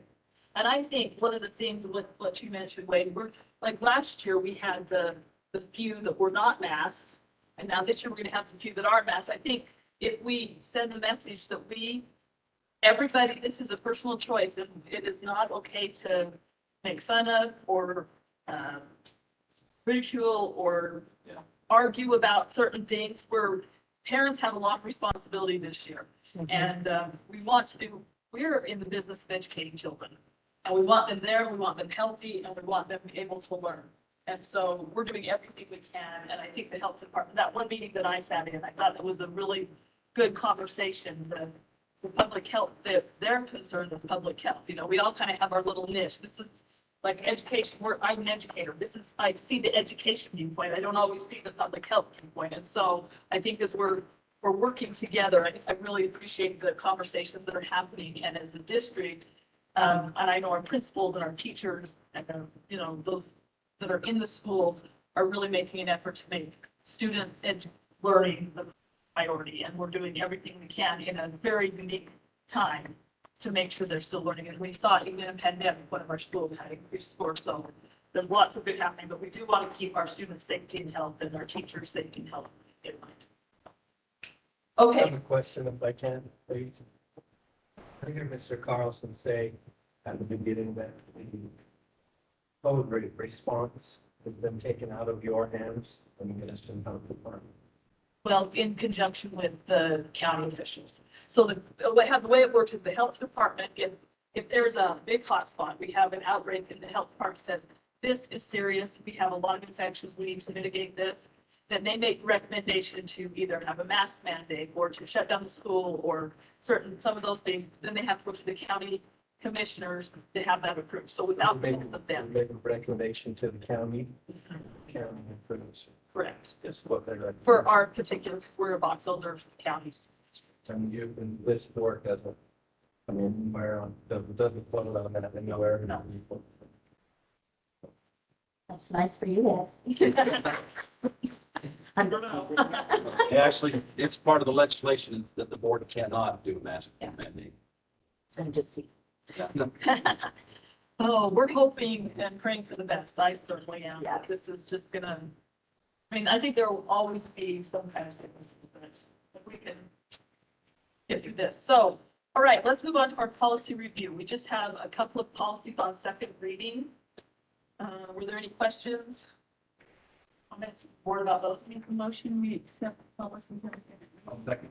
Okay, so we have a motion from Karen Cronin and a second from Brian Smith to accept policies on second reading. All in favor, please say aye. Aye. Any opposed? Okay, consent items. Are there any questions on those? The minutes, claims, personnel, or the 150 mile trips? Those all clear? I'll make a motion that we approve the consent items as listed, G1 through 4. Okay, we have a motion from Connie Archibald and a second from Tiffany Summers to approve the consent items as listed 1 through 4.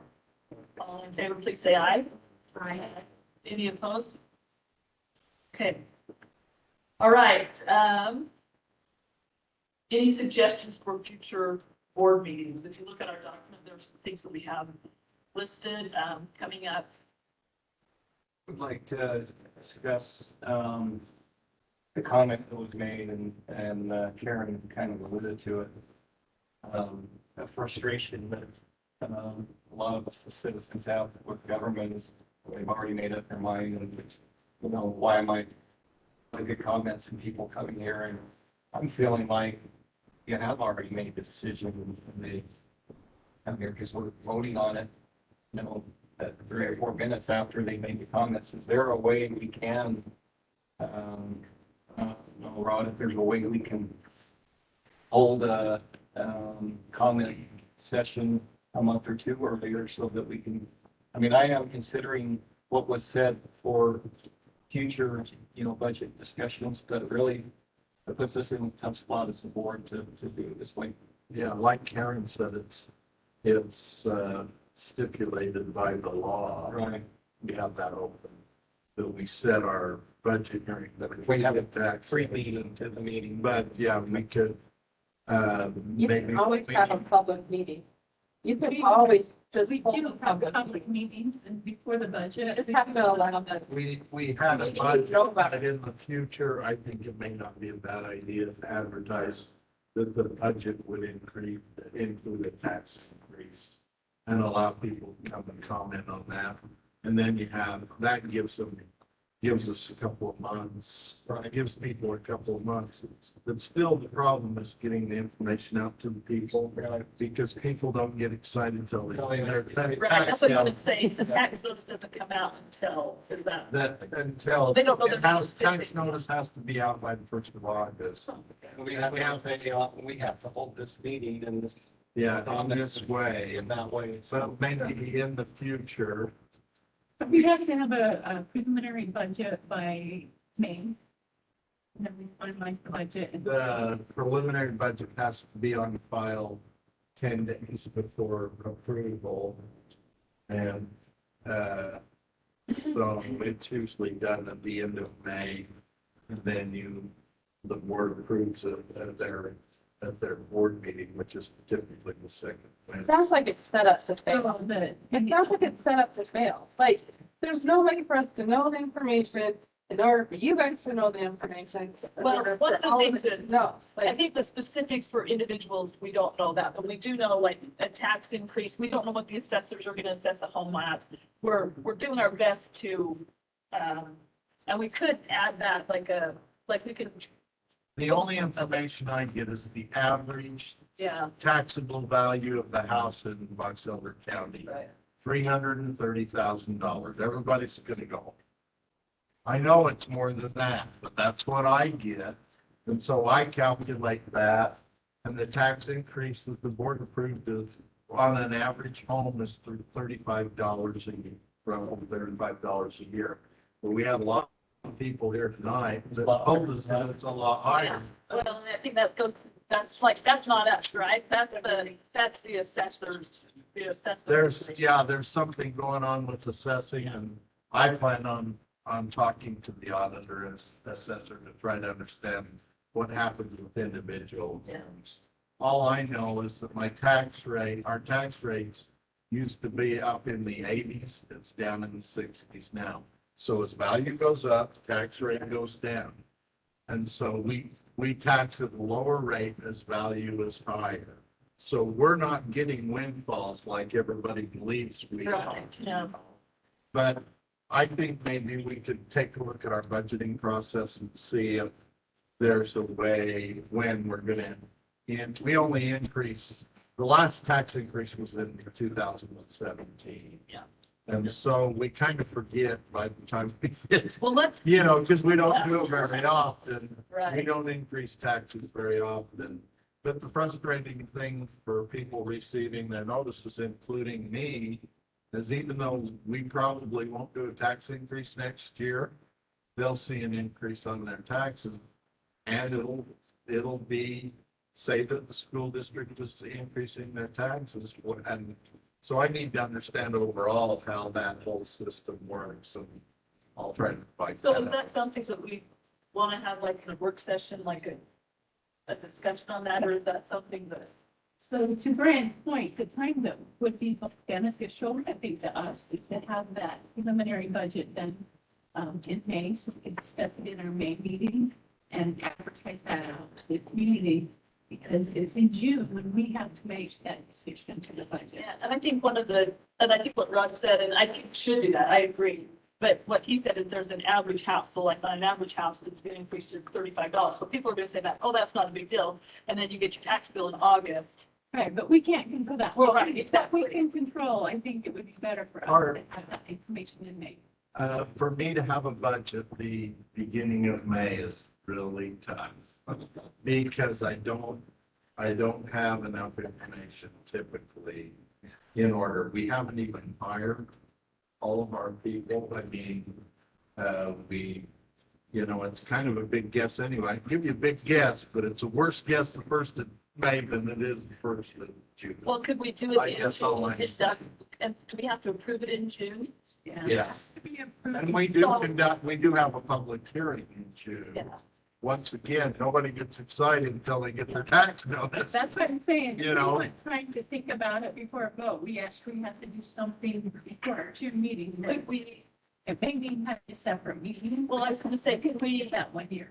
Well, if you remember, at Harris, we had a closed session and discussed this particular thing. And that's been 3 months ago, so we talked about it, about then.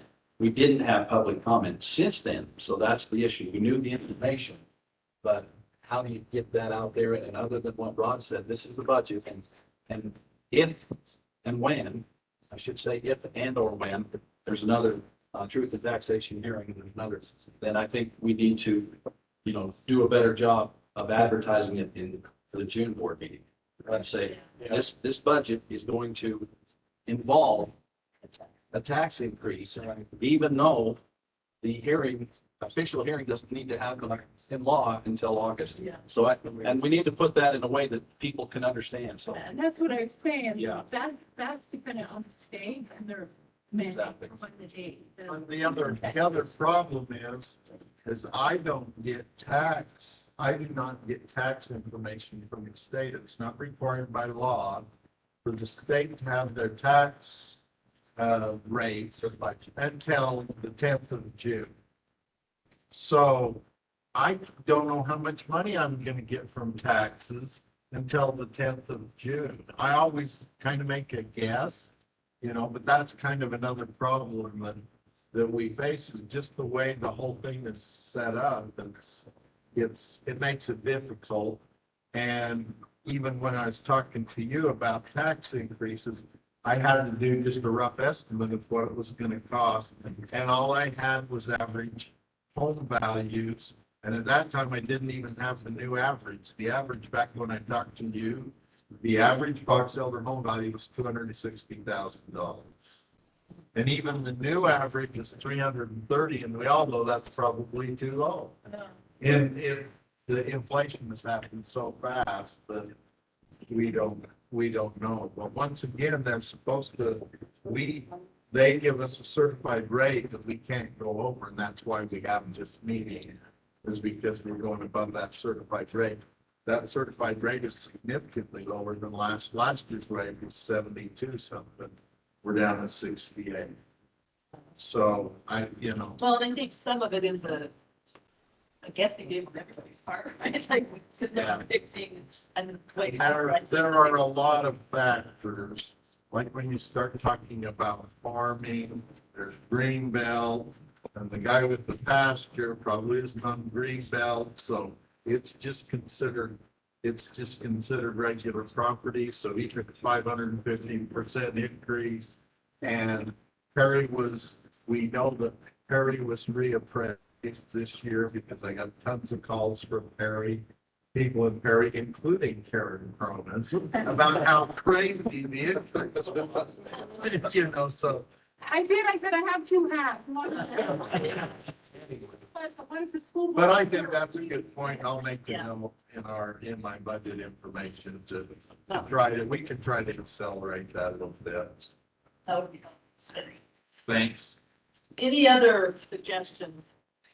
if I could, we have not decided on reading assignment, but for Box Elder School District, our principals last week, I put together a presentation, and it's called The Ring of Fire, and I took it from a book called The Leadership Moment, and it's 9 true stories of triumph and disaster, and one of the stories is about a fire that happened in Montana clear back in 1949, and at that time, and for a long, long time until fire that happened, the disaster happened, that they had the movie Only the Brave was made. That was the largest group of people that were killed. And I put together that presentation, and it is about a half an hour, 45-minute presentation. So I don't think that I'll do it for the board, but I've got copies of that particular chapter. It's chapter 2 from this book. And I want to give credit where credit's due. When the superintendents meet on a monthly basis, we take about 20 minutes each meeting, and we have a section called Getting to Know You. And each superintendent at one time or another gets a chance to get up and talk about, themselves, what they believe in. And Rick Robbins from Canyon School District, who used to be UAM School District's superintendent, started just last year as Canyon School District superintendent. And he talked about how he started off his year with the Ring of Fire discussion. And this is a really great story. And I think it would be good what it is, and I actually, Carrie liked it well enough that she actually had me give that to the K2 teachers yesterday and the 3-5 teachers today to talk about the parallels of this story and how it affects being leaders in schools, being leaders in your classrooms, and some of the mistakes that were made, a lot of the mistakes that were made were basically system mistakes that were made that cost lives. And at the end of the whole thing, I asked all the groups that I presented to 3 times now, that this particular story talks about people losing their lives. And is that as significant as what we do? And in the discussion, with all of the research that's done, if students have ACEs, adverse childhood experiences, the research shows that they could live up to 7 years less than somebody who doesn't have ACEs. Research shows children with ACEs are more prone to be going to prison. They're more prone to be lower income, more prone to be, even disabled. And so I think to say actual life itself maybe is a little extreme, but certainly the quality of their life is affected very much by what we do. And so I would like to, this is really a simple read. And so I've got 6 little copies of it here. And next time I'd like to put it on the agenda just to discuss it. And by then we'll have a little bit of a decision. I think we know the book that I'd like to request that we have a book study on for next time. And it might even be this book. Right now I'm reading 3 books to try to keep up with different. The superintendent's out of the book club, and they have a really incredible book called Extreme Ownership. And that's one thing that I'm really interested in, but I haven't had a chance to read only a portion of the first chapter. And then there's another book that was recommended at the Response to Intervention, the RTI conference, that really is interesting, and it kind of follows up on our Learning by Doing book. And so kind of in that decision-making mode, but this Ring of Fire thing really, really excited me, and it's at least they say they've accepted it well and really enjoyed it. I enjoyed presenting, and you can usually tell when you're presenting if somebody's just, sitting back and going, oh, this sucks. Or if they're up and talking and we have discussion and have those types of things. So I think you'll really enjoy that read, and it talks about that. So I'd like to suggest that for next time. Yes, thank you. We'll put that on and we'll read it and talk about it next time. I think I've actually put this. Okay, just a note of upcoming events. The delegate assembly is next weekend, and me and Nancy and I, I'm a math, are attending that for representative. And then the September 16th, the Northern Box Elder County Suicide Prevention Coalition at Box Elder County Fairground. And then the USBA Leadership Academy is the 16th through the 18th. We have not heard if we have any more availability yet. Okay. So far that would be then me and Karen and Nancy. Okay. If we have, we'll let you know. As soon as we. Okay. I don't think we have anything on the board handbook that we need to discuss at this point. So any other? We adjourn. Okay, motion by Karen to adjourn. Second by Tiffany. All in favor, please say aye. Aye. Okay, thank you. We will see you. So you want to hear a history of my story?